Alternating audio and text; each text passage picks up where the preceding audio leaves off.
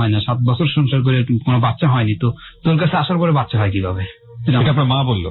এটা আমার মা বললো। আমি বলছি মা যা হয়েছে হয়েছে, এটা বাচ্চা এটা আমারই হবে, কারণ আমি বিয়ের আগেও তো অবৈধভাবে তার সাথে আমি 15-16 দিন ছিলাম। হাত বাঁধি, ওনার পাও বাঁধি, হাত পা বাঁধার পরে ওনাকে প্রচন্ড মার দিই, শরীর থেকে অনেক ব্লাড বের হয়। তো মার দেওয়ার পরে ওনাকে মাটি যে কাল্লাটা আছে ওইটা আমি বাদ চাই, হাত পা যে বাঁধা থাকে ওনার উপর মাটিটা দিই, দেওয়ার পরে উনি ফলে আর উঠতে পারে না ওখান থেকে। তো আমি ওই রাত্রি চলে আসি মাদ্রাসায় চলে আসার পরে হুজুরা খোঁজাখুঁজি করে যে শাহিন কোথায়, তো আমি আর কিছু বলি না, আসা তখন কিছু বলি না।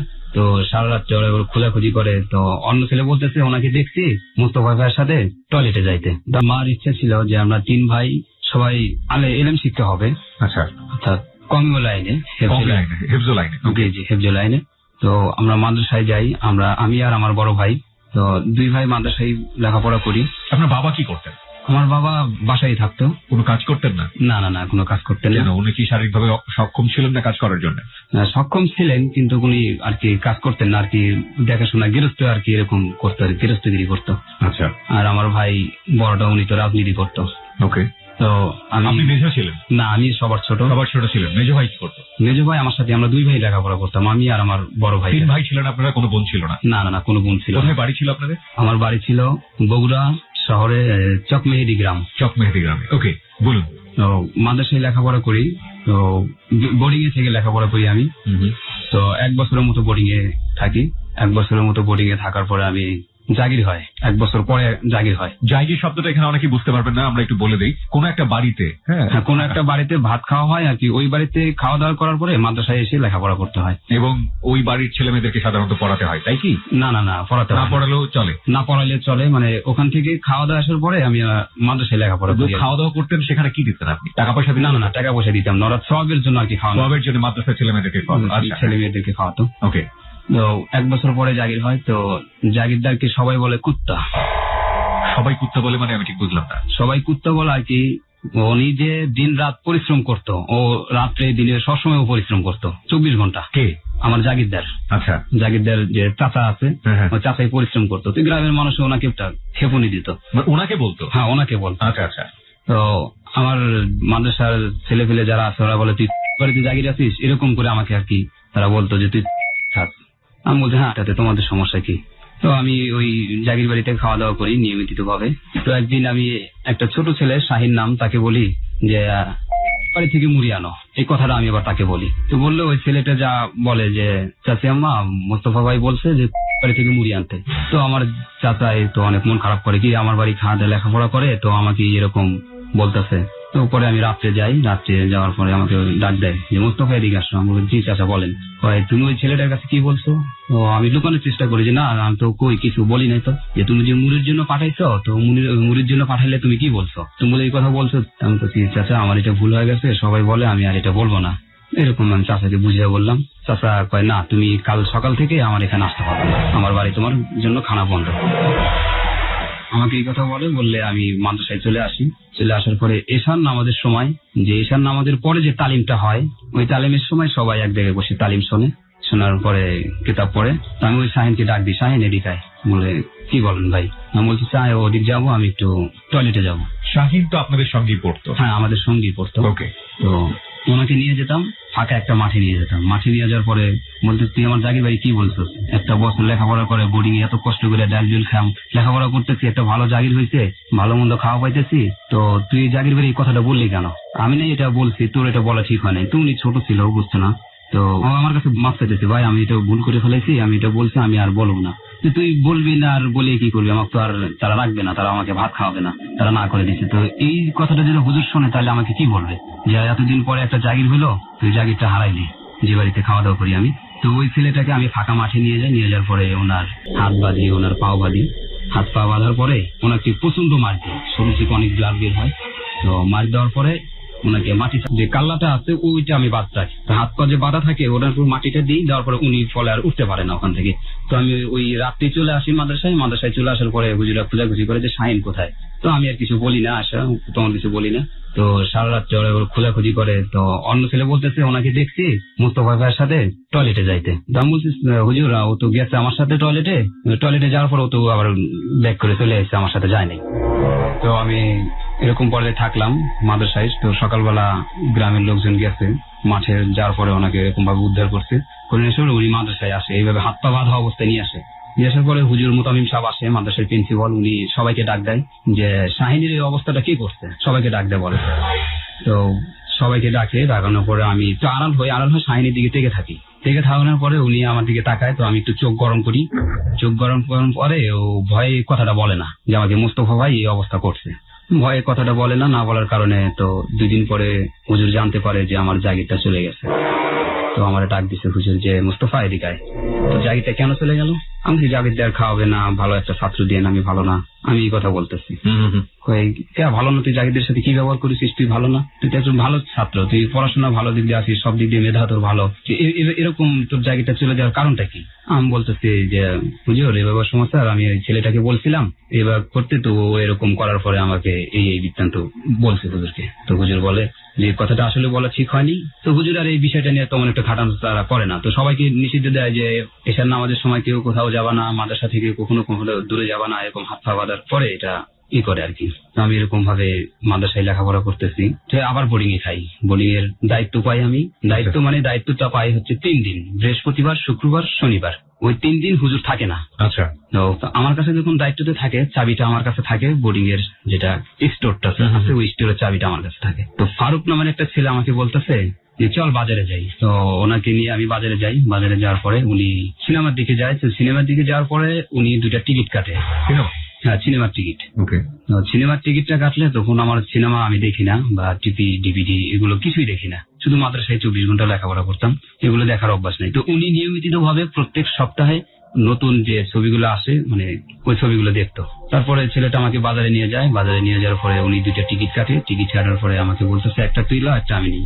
আমি বলি যে আমি তো সিনেমা দেখি না, তো তুই যা দেখ, আমি সিনেমা দেখবো না, আমি বাইরে থাকি, তুই সিনেমা দেখার পর আয়। তো আমাকে অনেক রিকোয়েস্ট করার পরে আমি বলি না, আমি সিনেমা দেখবো না, তুই দেখলে দেখ, আমি সিনেমা দেখতে পারবো না। পরে আমি বাইরে থাকি, উনি বিলিতু পর্যন্ত ছবিটা দেখে, তারপরে ও বের হয়ে আসে। পরে আমাকে বলতেছে তুই বাইরে, আমি ভিতরে ছবি দেখি একা একা, তো যাই কিছু আমার কাছে খারাপ লাগতেছে, তুই চল মাদ্রাসায় চল। পরে ওনাকে নিয়ে মাদ্রাসায় চলে আসি।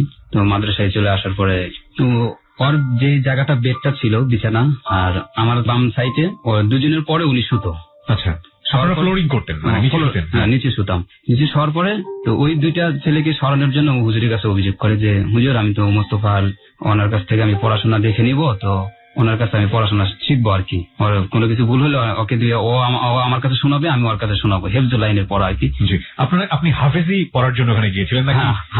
হাফিজি বা কিতাব লাইনে, হাফিজ শেষ করার পরে কিতাব লাইনে যায়। আচ্ছা, প্রথমে হাফিজি পড়ছিলেন? প্রথমে হাফিজি পড়ছিলাম। তো উনি হুজুরের কাছে অভিযোগ করার পরে তো ওই 2টা ছেলেকে সরে দেয়। সরে দেওয়ার পরে ওনার বেডটা আর আমার বেডটা এক জায়গায় হয়। এক জায়গায় হওয়ার পরে উনি আমাকে বলে যে সিনেমা যে সমস্ত অভিনয়গুলো করে ওটি আমাকে বলতেছে, শাকিব খান, শাবনূর এরকম অভিনয় করে, এরকম মারমুর করে, একটা গানের ভিত্তিতে বিভিন্ন ধরনের পোশাক আদি চেঞ্জ হয়, আমাকে বলতেছে। আমি বলতেছি তো একদিন তো সিনেমা দেখার দরকার। তো ওই সময় আমাকে একটা শয়তানের ওয়াসওয়াসা হয়ে যায়। তো আমি বলি যে আচ্ছা ঠিক আছে, তো সিনেমা দেখতে যাবো, তোমার কাছে তো টাকা নেই। আমার কাছে তো নেই, যাবো কি দিয়ে? তো টাকা এক সময় গোসলে আমরা শুক্রবারে বন্ধুর দিনটা নতুন ছবি লাগলে আমরা চলে যাবো।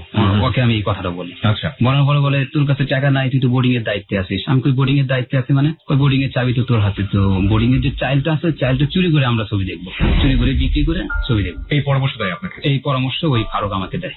আচ্ছা। তা আমি করি যে চাইল্ডটা তাহলে কিভাবে চুরি করা যায়, সর্বক্ষণ তো মাদ্রাসায় ছাত্ররা থাকে আবাসিক ভাবে, তো এটা কি করব, কিভাবে চুরি করবো? ওর থেকে আমি পরামর্শ নিই। ও বলে শুক্রবার তো 3টা থেকে 6টা পর্যন্ত আমরা ছবি দেখবো। তো যখন জুম্বার নামাজটা শুরু হবে, তো ওই জুম্বার নামাজ শুরুটা যখন হবে তখন তো আর কেউ আসবে না মাদ্রাসার ভিতরে, সবাই তো মসজিদে। তো ওই সময়টা আমরা চাইল্ডটা চুরি করি। তখন আমি ওই সময়টা একটা বড় ব্যাগ থাকে, 10 কেজি একটা ব্যাগ, ওই পুরো ব্যাগটাতে আমরা চাইল্ড নিই। নেওয়ার পর ওনাকে দিয়ে উনি চাইল্ডটা নিয়ে যাওয়ার পরে একটা বাজারে যায়। পরে আমি ওই বাজারে চলে যাই, যার পর ওনার সাথে দেখা হওয়ার পরে চালটা বিক্রি করি, 10 টাকা কেজি চাল বিক্রি করি। 100 টাকা হয় 10 কেজি চাল। তো ওটা নিয়ে যাই, আমরা টাকা নিয়ে সিনেমা দেখতে যাই। সিনেমা দেখার পরে তো উনি আমাকে বলে টিকিট কাটতে। তো কই আমি টয়লেটে যাচ্ছি, তুই টিকিটটা কেটে আন। আমি বলতেছি আমি টিকিট কাটতে পারবো না, আমি এখানে থাকি, তুই টিকিটটা কেটে নিয়ে আয়, প্রসাব করে আয়, আসার পরে তুই টিকিটটা নিয়ে আমি তারপরে যাব। তো উনি আমাকে টাকা দেয়। পরে আমি টিকিট কিনতে যাই। টিকিট কিনতে গেলে তো টিকিট কাউন্টার আমাকে দেখে বলে, এই হুজুর মানুষ, তুমি সিনেমা দেখতে আইছো কেন? আমাকে বলতেছে। হুজুর মানুষ মানে আপনাকে ঠিক হুজুর বুঝবে কি করে? হুজুর মানে আমার মাথায় টুপি আছে, পরনে পাঞ্জাবি। তো তখনও টুপি ছিল? হ্যাঁ, তখনও টুপি ছিল সিনেমার সময়। ওকে। তো আমি বুঝতাম না যে সিনেমার সময় যে দেখার সময় টুপিটা খুলে পকেটে রাখতে হয়। তো ওরা যে সিনেমা যে টিকিটের যে ফাঁকটা থাকে ওটা শুধু ফেসটা দেখা যায়, মাথাটা, যে মাথায় টুপি আছে। পরে আসার পরে ফারুক বলতেছে যে ফারুক আমার তো টিকিট দিতেছে না। তো হুজুর মানুষ বলতেছে, কই গাধা তুই টুপি মাথায় রেখে গেছিস কে? আমি বলছি আমি কি কোনোদিন আইসি সিনেমা দেখতে? তুই তো আমাকে নিয়ে আসলি প্রথম। ওকে। তো ও বলে টুপি খুলে, পরে আমি আবার গেছি, যাওয়ার পরে উনি আমাকে দুইটা টিকিট দেয়। দুইটা টিকিট 24 টাকা রাখে। তো দুইটা টিকিট নেওয়ার পরে আমরা সিনেমার ভিতরে ঢুকি। সিনেমার ভিতরে ঢোকার পরে তো সিনেমা যখন আরম্ভ হওয়ার 5-10 মিনিট পরে আমার চোখ থেকে মানে কান্নাবিহীন শুধু পানি ঝরতেছে।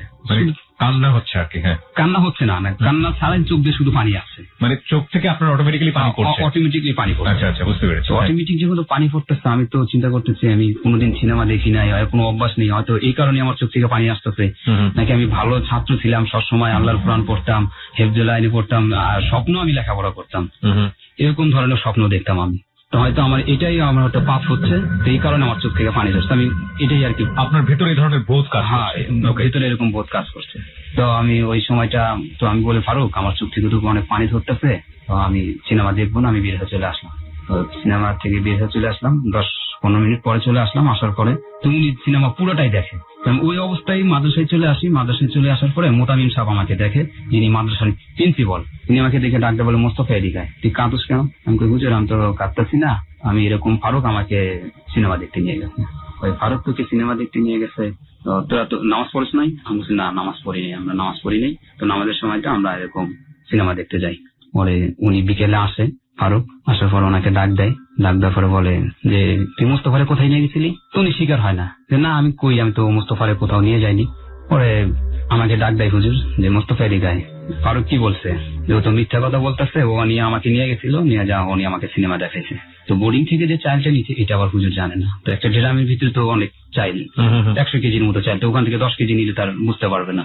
তো আশা করি হুজুর এরকম বিচার করলে এবার ফারুককে মারে, প্রচন্ড মার দেয় তাকে। হুজুরা তো জানি যে উনি সিনেমা দেখে, উনি ছিল ওই মাদ্রাসার সাইটে যে বাড়ি ছিল, উনি ওই বাড়িতে আর কি, মানে বাড়ি থেকে লেখাপড়া করতো, মাদ্রাসায় থাকতো, বাড়িতে থাকতো ছুটির সময়। ওকে। তো এরকম হুজুরি বিচার করার পরে কিছুদিন পরে ওর সাথে আমার ঝগড়া হয়।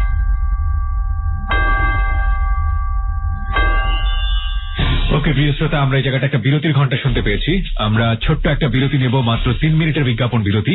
আপনারা সবাই শুনছেন রয়্যাল টাইগার ড্রিঙ্ক প্রেজেন্স যাহা বলিব সত্য বলিব, এবিসি রেডিও FM 89.2 এ। আমি আরজে কিবরিয়া রয়েছে আপনার সঙ্গে, এবং সঙ্গে রয়েছে আমার টিম মেম্বার আরজে রাজু ও সাউন্ড এডিটর মঞ্জু। আজকে মোস্তফা তার জীবনের অপ্রিয় সত্যগুলো এখানে লাখো মানুষের সামনে স্বীকার করছে। আমি শুধু একটা কথা বলতে পারি, this is the remarkable episode ever in JBSP. এত দুর্ধর্ষ এবং ভয়াবহ ঘটনা আমি আমার জীবনে আজ পর্যন্ত পাইনি। কন্টিনিউ করতে চাই। মাত্র 3 মিনিট পরে আবারও ফিরে আসছি রয়্যাল টাইগার ড্রিঙ্ক প্রেজেন্স যাহা বলিব সত্য বলিবতে। সঙ্গে থাকুন এবং শুনতে থাকুন এবিসি রেডিও FM 89.2। ঝগড়া হয়, এটা সিনেমার বিষয়টা নিয়ে ঝগড়া হয়। উনি বলে যে আমি মার খেলাম, তুই খেলি না, আমার হুজুর আমাকে ধরে মারলো, তুইও তো সিনেমা দেখলি। আমি খুশি, তুই তো এটা অনেক আগে থেকে সিনেমা দেখোস, আমি তো দেখি না, বিদায় তুই আমাকে এটা প্রলোভনে নিয়ে গেছিস, এই জন্য তোকে মার দিছে। তো এখানে আমার কি দোষ, আমাকে নিয়ে গেলি? তো ঝগড়া হওয়ার পরে তো এই চাইলের কথাটা উল্লেখ হওয়ার পরে আমিনুল নাম ইসলাম একটা, তো উনি জানতে পারে যে তোরা বোর্ডিং এ থেকে চাইল নিছিস, এই কথাটা আবার উনি শোনে। শোনার পরে তো এটা আবার প্রিন্সিপালের কানে দেয় যে মুস্তফা আর ফারুকের দুজন মিলে তো এরকম চাইল বিক্রি করছিল, সেদিন তারা এই কথাটা বলেনি। পরে হুজুর আমাকে ডাক দেওয়ার পরে বলছে যে হাত পাত, আমরা হাত পাতি এমনি টান করে রাখার পরে ব্যাট দিয়ে 2টা বাড়ি দেয়। 2টা বাড়ি দেওয়ার পরে আমাকে সব ছাত্রের ভিতরে কান ধরে 10-12 ওঠা বসা করায়। 10-12 ওঠা বসা করাইলে তারপর এখানে আর কি এরকম ভাবে মাদ্রাসায় চলাফেরা করি। তারপরে ফারুকের সাথে মিশি না মিশলে পরে ওনাকে মাদ্রাসা থেকে বাড়ি করে দেয়। মাদ্রাসা থেকে বাড়ি করে দেওয়ার পরে আমি বাড়িতে যাই। বাড়িতে যাওয়ার পরে বাবাকে আর বাড়িতে দেখি না। তো মাকে জিজ্ঞেস করি, মা বাবা কোথায়? কয় উনি তো চিল্লাই গেছে, মানে 40 দিনের একটা সফরে যায়, 1 চিল্লা বলা হয়, যে 1 চিল্লাতে গেছে। আচ্ছা। পরে আমি বাবাকে দেখি না। 3 দিন থাকার পরে শনিবারে চলে আসি মাদ্রাসায় নিয়মিত ভাবে ক্লাস চলছে। তো আবার বাড়িতে যাই হচ্ছে আপনার বাবা আসার পরে, 40 দিন আসার পরে, যে আমি 40 দিন পরে বাবার কাছে যাবো, বাবাকে দেখতে পারবো। আমি ফের বাড়িতে যাই 40 দিন পরে। যাওয়ার পরে তো বাবার সাথে দেখা সাক্ষাৎ করি, বাড়িতে থাকি, 4 দিন বাড়িতে থাকি, আবার চলে আসি মাদ্রাসায়। পরে আবার কিছুদিন পরে বাড়িতে যাই। বাড়িতে যাওয়ার পরে দেখি বাবাই মুক্তব পড়াচ্ছে আর কি গ্রামের কিছু লোকজনদের, মানে গ্রামের ছোট ছেলে ফেলে যারা আছে 15-20 জনের মতো তার কাছে কোরআন শিক্ষা নিচ্ছে আমার বাবার কাছে। ওকে, তো কোরআন শিক্ষা নিলে পরে ওরই মধ্যে একজন নাম ছিল মোমেনা, তিনি আমাদের চাচাতো বোন ছিলেন। চাচাতো বোন মোমেনা, আর উনি আমার বাবাকে বাপ বলে ডাকতো। ওকে, তো এরকম কোরআন শিক্ষা দিলে পরে বাবাই, তো উনিরা মুক্তব পড়ে নিয়মিত ভাবে ক্লাস করে জি বাবার কাছে। সকালে আসে 7টার দিকে আসে, 8টা পর্যন্ত আমাদের বাসায় আর কি তারা কোরআন শিক্ষা নেয়। তো এক পর্যায়ে ওই মেয়েটা যেভাবে কোরআন শিক্ষাটা নিত সেটা দেখে আমাদের অনেক খারাপ লাগছিল। যার লেবাস ঠিক থাকে না, পোশাক যেটা আছে ওড়না টোন্নারি সব ঠিক থাকে না, মানে হয়ে থাকে। তো মা বাবাকে বলে, দেখো তুমি যে এরকম শিক্ষা দিতেছো, তো তোমার এই মোমেনা যে ছাত্রীটা আছে ইনি কিন্তু অন্য আইটেমে, কিন্তু তোমার দেখো কিভাবে সে এরকম ভাবে তোমার সামনে করে, তুমি কিছু বলো না। তো তোমার ছাত্রীদেরকে আগে ঠিক করো, তারপরে তুমি মুক্তব চালাও। তো পরে আমার ভাইয়ের একটা টেপ থাকে ক্যাসেট, ওই টেপে আগের পুরনো গান শুনতো, আব্দুল হালিম, তারপরে আপনার যে লালন গীতি, এই সমস্ত গান ক্যাসেট কিনে শুনতো বাবাই। তো শোনানোর পরে ওই ক্যাসেটের যে মাইকটা আছে ওটা আবার মেয়েদের বাড়ির দিকে দিত। কোন মেয়েদের? ওই মোমেনার বাড়ির দিকে দিত। হ্যাঁ, মোমেনার বাড়ির দিকে দিত। তো মা আবার এক পর্যায়ে এটা বুঝতে পারে যে কি জানালার সাইড দিয়ে ওনাদের বাড়ির দিকে মাইকটা দেয়, তো গান তো আসলে এটা মা বুঝতে পারতো আর কি এক পর্যায়ে। পরে মা বাবাকে বলে, তুমি মুখ টুকটুকু ছেড়ে দাও, মুখ টুক পড়ায় না, তোমার পড়ানোর দরকার নেই। ওনারা যে মসজিদে যা পড়ে, হুজুরের কাছে চাইলটা পড়ে, তো ওখানেই পড়ো, তো তোমার কাছে মাগনা পড়াশোনা, এটা তুমি এটা করায়ও না। পরে বাবা এটা শোনে না শোনার পরে তো ওইভাবে থাকার কারণে বাবার নজরটা খারাপ হয়ে যায় ওই মেয়ের দিকে। খারাপ হয়ে যাওয়ার ফলে 1.5-2 মাসের মতো মুক্তব পড়ানোর পরে বাবা বাড়ি থেকে টাকা নেয় 50,000, মানে এই ইস্তেমার কথা বলে, তখন ইস্তেমা চলে আসে, বিশ্ব ইস্তেমা। 50,000 টাকা নেয়? 50,000 টাকা নেয়। টাকা নেওয়ার পরে তো মাকে বলে যে আমি তো টাকা আনছি, কিন্তু কোথায় থেকে আনছি এটা আর বাবা বলে না আমাকে। আচ্ছা, বলে না বলার কারণে কয়, তুমি 50,000 টাকা নিয়ে ইস্তেমায় যাবা, এত টাকা তো লাগে না, তো 6-7 দিন ইস্তেমায় থাকবা, তো এত টাকা কেন? কয় আমি ওখানে ব্যবসা করবো। কি ব্যবসা করবো? বলে এটা কম্বল কিনবো, যে কোনো সোয়েটার জার্সি মার্সি কিনে আমি বিক্রি করবো। আচ্ছা ঠিক আছে, এটা তো ভালো কথা। পরে তিনি 50,000 টাকা নিয়ে চলে আসে বাড়ি থেকে। তো যে বাবা যেদিন বের হয় বাড়ি থেকে, তার পরের দিন ভোরবেলা 5:30-5টার দিকে এরকম ওই মোমেনা শাড়ি পরে, লাল শাড়ি পরে আর কি আমাদের বাড়ির সামনে যায়। যার ফলে আমার মার সামনে দেখা হয় যে, তুমি কোথায় যাচ্ছ মা? কয় আমি যাচ্ছি তো আমার বোনের বাসায় যাচ্ছি। এত ভোরে যাও কেন? আমার বোন অনেক অসুস্থ, এই জন্য আমার বোনের বাসায় দেখা করতে যাচ্ছি। তো ওই সময়টায় মোমেনা চলে যাওয়ার পরে আমার মা বিষয়টা দেখে, দেখানোর পরে আমাদেরকে ডাক দেয়, 3 ভাইকে ডাক দেয়, বলে যে এরকম ভাবে তো তোর বাবার সাথে মেয়েটা এরকম করতো, এরকম বেপরদায়ী ভাবে লেখাপড়া করতো, তো আমি তো সুবিধাজনক দেখলাম না, দেখি কি হয়। যাওয়ার পরে এই কথা আমাদেরকে বলতেছে। তো 2 মাসের মতো চলে যায়, আমার বাবা আসে না ইস্তেমা থেকে। তো 2 মাস পরে তো মেয়েও আসে না বাড়িতে, বাবাও আসে না। তো এরকম গ্রামের মধ্যে একটা হইকাল উঠে যায়, চিল্লাপাল্লা উঠে যায়। পরে আমার মা এক পর্যায়ে বলে যে, না আমার হাজবেন্ড তো গেছে ব্যবসা করতে গেছে, 50,000 টাকা তো নিয়ে গেছে, এখান থেকে বাড়ি থেকে নিয়ে গেছে 50,000 টাকা, তো উনি তো ব্যবসা করবে, তা ওনার সাথে তো ইনি যায়নি। কিন্তু মা তো এটা বুঝতেই পারে যে উনি সকালবেলা চলে গেছে। তো মা এটাই মনে মনে গ্যাপ করে নেয় আর কি, যা মা মনে মনে যেটা ভাবে এটাই হয় আর কি। 2 মাস পরে বাড়িতে আসার পরে আমার বাড়িতে নিয়ে আসার পরে গ্রামের ময়মুরব্বী আসে, মোমেনাকে সহ নিয়ে আসে। হ্যাঁ, মোমেনাকে সহ নিয়ে আসে। গ্রামের ময়মুরব্বী আসে, অনেক লোকজন জমা হয়ে যায়। তো আমার বড় চাচা উনি আসে তো আমার বাপেকে গালাগালি করার পরে গ্রামে একটা বিচার হয়। আমি ঠিক বুঝলাম না, মোমেনা আপনার বাবার সাথে এসছে, এর মধ্যে গালাগালি কেন হবে? আসতেই পারে, সে আসতে পারে বলতে দুজন একসাথে শাড়ি পরা, চুড়ি পরা, নাকে নাকফুল, মানে বিয়ে করলে যেভাবে হয় আর কি, এইভাবেই ওরা আসছে। আপনার বাবাকে এসে বলেছে তাকে সে বিয়ে করেছে? হ্যাঁ বলেছে। কাকে বলেছে? ফার্স্ট বাড়িতে আসার পরে যখন লোকজন আসে, ওরা তো আসে দিনের বেলা আসার পরে তো সবাই এরকম দেখার পরে আসে, কয় এটা কিভাবে হলো, এবার কি তুমি আর সাথে? কয় উনি আমার জামাই, আর আমার বাবা বললে ওনাকে আমি বিয়ে করছি। সবার মধ্যে এটা স্বীকার? হ্যাঁ, সবার মধ্যে এটা স্বীকার করে। মোমেনার বয়স কত ছিল তখন? বয়স ছিল আপনার সে বড় না ছোট ওই সময়টাতে? ওই সময় যেহেতু আমার বড়। কয় বছরের বড়? উনি তো ওখানে ছিল আপনার 18 বছর বয়স ছিল মোমেনার। জি। ওকে, আর আপনার বাবা? আমার বাবার বয়স ছিল 50-এর কাছাকাছি। My goodness. ওকে, বলুন তারপর। পরে এরকম বলা বলি হয়, পরে গ্রামের লোকজন এসে বিচার হওয়ার পরে বলতেছে যে যেহেতু ওরা ঢাকা ছিল, ঢাকা বিয়ে শাদী করছে, তো বড় বউকে যেভাবে দেখতে হবে ছোট বউকে একইভাবে দেখতে হবে। এটা সম্পর্কে ভাতিজি হতো। ভাতিজি হতো, বাবার ভাতিজি হতো, আমাদের বোন হতো। তো বিচার সালে সেটা ভাগাভাগি হয় যে তুমি তোমার বড় বউকে যেভাবে দেখবা তোমার ছোট বউকে একইভাবে দেখবা, সমান সমান দেখবা। তো খরচপাতি এলাকে যা দিবা তোমার ছোট বউকে তাই দিবা। তো বাবা আবার এটা করতো না, বাবা বিভিন্ন দিক দিয়ে আমাদের অত্যাচার করতো। কিরকম? যেরকম আপনার আমার মাকে ধরে নিত্যদিনই মারতো, প্রত্যেক দিনই মারতো মাকে। এই ঘটনার পর থেকে? এই ঘটনার আগে থেকেও মাকে মারতো, কিন্তু তখন মা আর বুঝতে পারতো না যে এরকম ঘটনা ঘটতেছে। তো মারে, নিত্যদিনই মারে, মারার ফলে মা রাগারাগি করে চলে যায়, আমার নানার বাড়িতে চলে যায়, আবার আসে। তো এই মধ্যে বাবা কবিরাজের লাইনের ভিতরে চলে যায়, যে দেশ গ্রামে যেটা আপনার খাল বিলে যে কাদাটা আছে, কাঁকড়ার মাটি যেটা বলা হয়, ওই কাঁকড়ার মাটিটা বাবা নিয়ে আসার পরে 4 কোনা করে, 4 কোনার পরে ওটা বলে একটা আরবি নকশা লেখে, যে কোনো একটা নকশা লেখে। নকশাটা লেখার পরে ওইটা চুলার ভিতরে পোড়া দেয়, ওইটা আবার ঘরের চালের কাছে থিয়ে দেয়। তো ওইটা যখন থিয়ে দেওয়ার পরে হয়, একটা করে না 4টা করে, ঘরের 4 কোণে রাখে। মা যে ঘরে থাকে ওটা 4 কোণে রাখে, রাখার পরে মা উত্তেজিত হয়। রাখার পরপরই না, রাখার 1.5 ঘন্টা পরে তখন উত্তেজিত হয় না, তখন বলে আমি এখানে থাকবো না, আমার এই বাড়ি ভালো লাগে না, আমি এখানে কিছুদিন থাকতে পারবো না, তোদের বাড়ি নিয়ে তোরা থাক, মানে আবল তাবল মা কথা বলতো। এক ধরনের কুফরি কালাম যেটাকে বলে। এটা আসলে ধর্মীয় ভাবে সত্য, কিন্তু বৈজ্ঞানিক ভাবে কতটা সত্য সেটা নিয়ে প্রশ্ন আছে। কিন্তু এগুলো আমাদের সংস্কৃতির একটা অংশ, এবং সেই জায়গাটি থেকে ভালো না মন্দ সেটা আপনারা নিশ্চয়ই জানেন। ওর জীবনে যা থেকেছেও সেটাই আজকেও বলছে। হ্যাঁ বলুন। তারপর?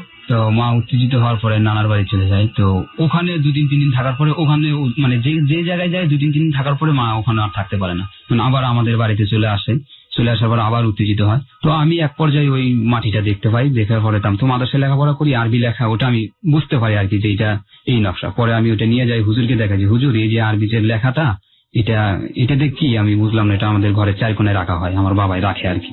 কয় এটা তো এক ধরনের বান দেওয়া। তো এটা ছোট হুজুরকে বলি, বলার পরে আমাকে কয় তোকে প্রত্যেক সপ্তাহে ছুটি দেওয়া হবে, শুক্রবারে সকালে যাবি, বিকেল বেলায় চলে এসে ক্লাস ধরবি, এটা আমাকে হুজুর বলে। তো ওই যে বানটা যে দেওয়া হয়, তো ওই মাটিটা নিয়ে তুই ফালিয়ে দিবি, পানিতে ফেলে দিবি, আমাকে হুজুর এই পরামর্শটা দেয়। তো আমি প্রত্যেক শুক্রবারে আসতাম। তো বাবা এটা ওই যখন ওইটা না পায় তখনই ওইটা বানানোর পরে ওটা আবার রেখে দেয়, যখন না পায় মানে যখন আমি ফেলে দিই বাবা আবার দেয়, ফেলে দেওয়ার পরে আবার দেয়। যেরকম আমি 6 মাসের মতো আমি এরকম বানটা আমি বারবার ফেলে দিই।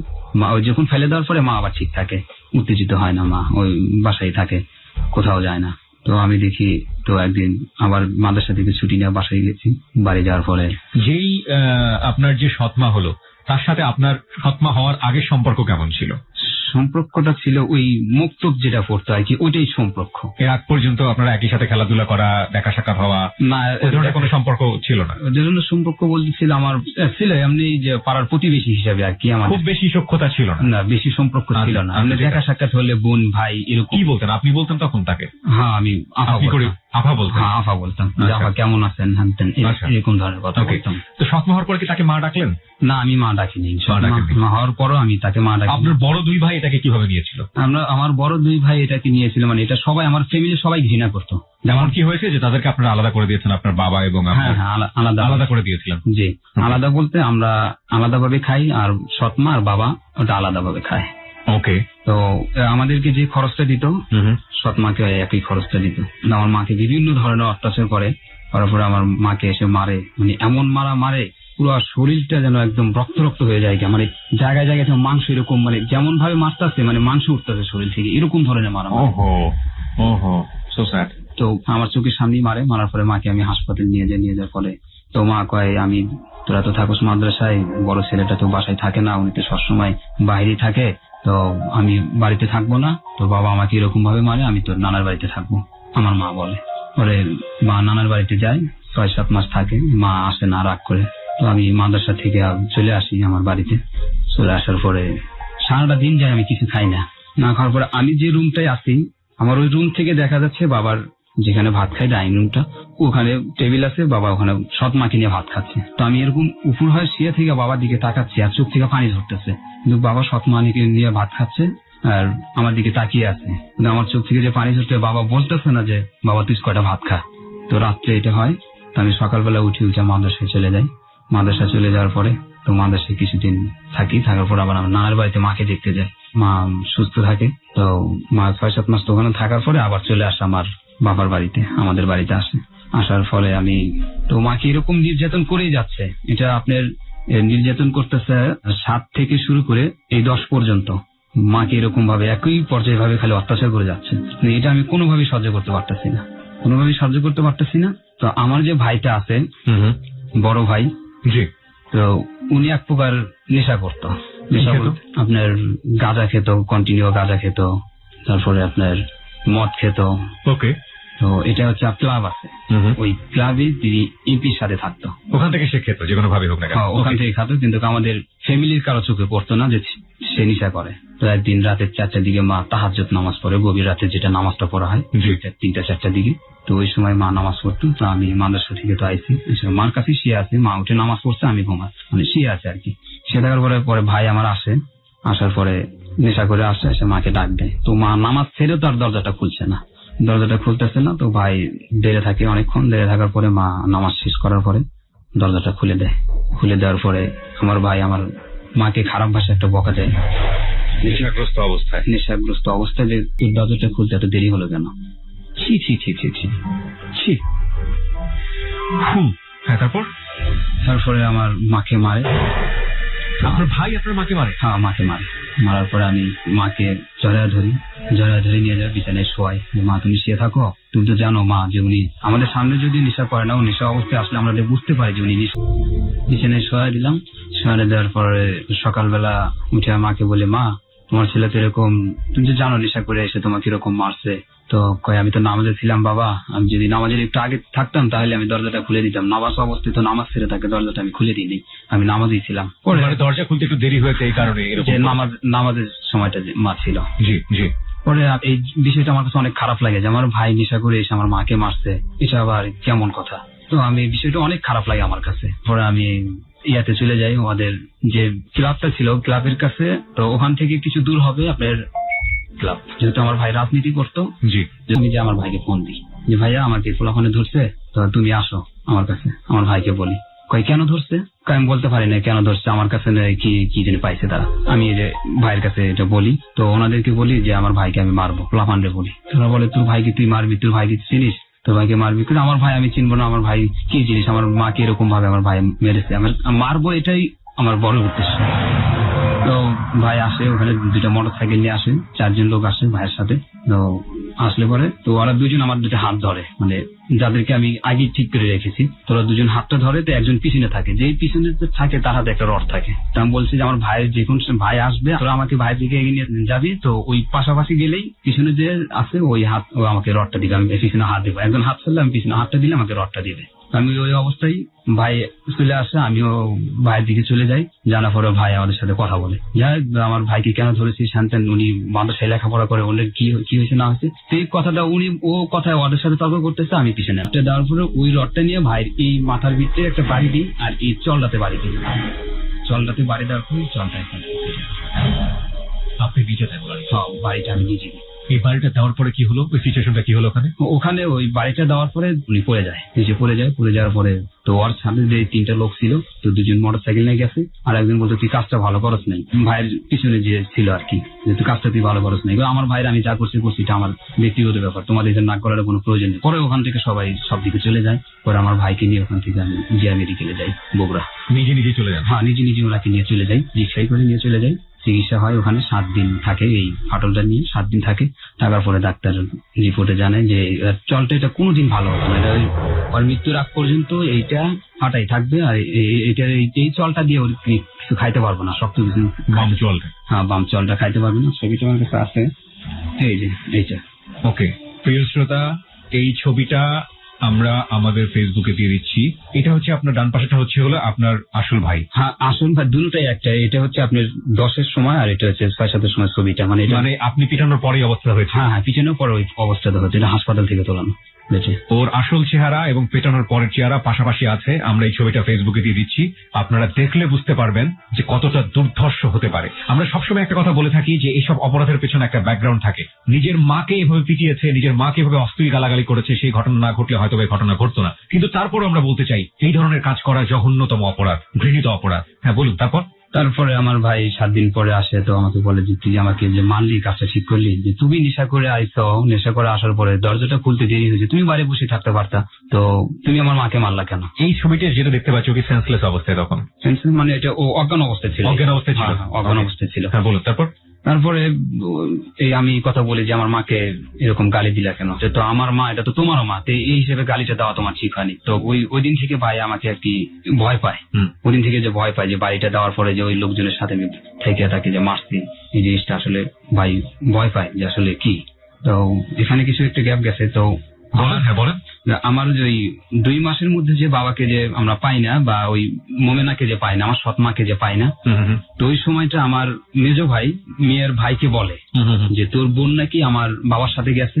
যখন 2 মাসে পায় না, গ্রামের সবাই জানাজানি হয়ে যেতেছে যে কেউ আসতেছে না। কাকে বলে? আমি একটু পরিষ্কার হতে চাই, বুঝতে পারছি না কাকে বলে। ওই মেয়ের ভাইকে বলে যে তোর বোন নাকি আমার বাবার সাথে গেছে। তো এই জিনিসটা ওর ভাই আবার রিপিট করে বলে হচ্ছে আপনার ওই মেয়ের মার কাছে। বলার পরে মেয়ের মা আসে। তো আমরা ফ্যামিলির ওখানে সবাই থাকি, আমি থাকি, আমার বড় ভাই থাকে, আমার ছোট ভাই থাকে, ফ্যামিলির সবাই থাকে। থাকার পরে এসে বলতেছে, হ্যাঁ আমার মেয়ে তোমার বাপের সাথে যাবে, এটা কি করে তোমরা ভাবলা? তোমার বাপ কি আর আমার মেয়ে কি? এটা কখনো হয়? এই কথা বলার পরই একটা বাড়ি দেয়, বড় বাঁশের কুঞ্চি দিয়ে একটা বাড়ি দেয়। বাড়ি দেওয়ার পর আমার মার এই যে এই কানের এই সাইডটা এতদিন। ওরা আপনার মাকে এরকম ভাবে প্রহার করে? হ্যাঁ, মারার পরে তো ওই জিনিসটা দেখে কি যে ভাই আমার এত খারাপ লাগে, আমি ওখানে মাকে জড়ায় ধরে কান্দে দিই। কেঁদে দেওয়ার পরে তো আমি প্ল্যান নিই যে আমি ওই মহিলাকে যেভাবে হোক আমি মহিলাকে মারবো।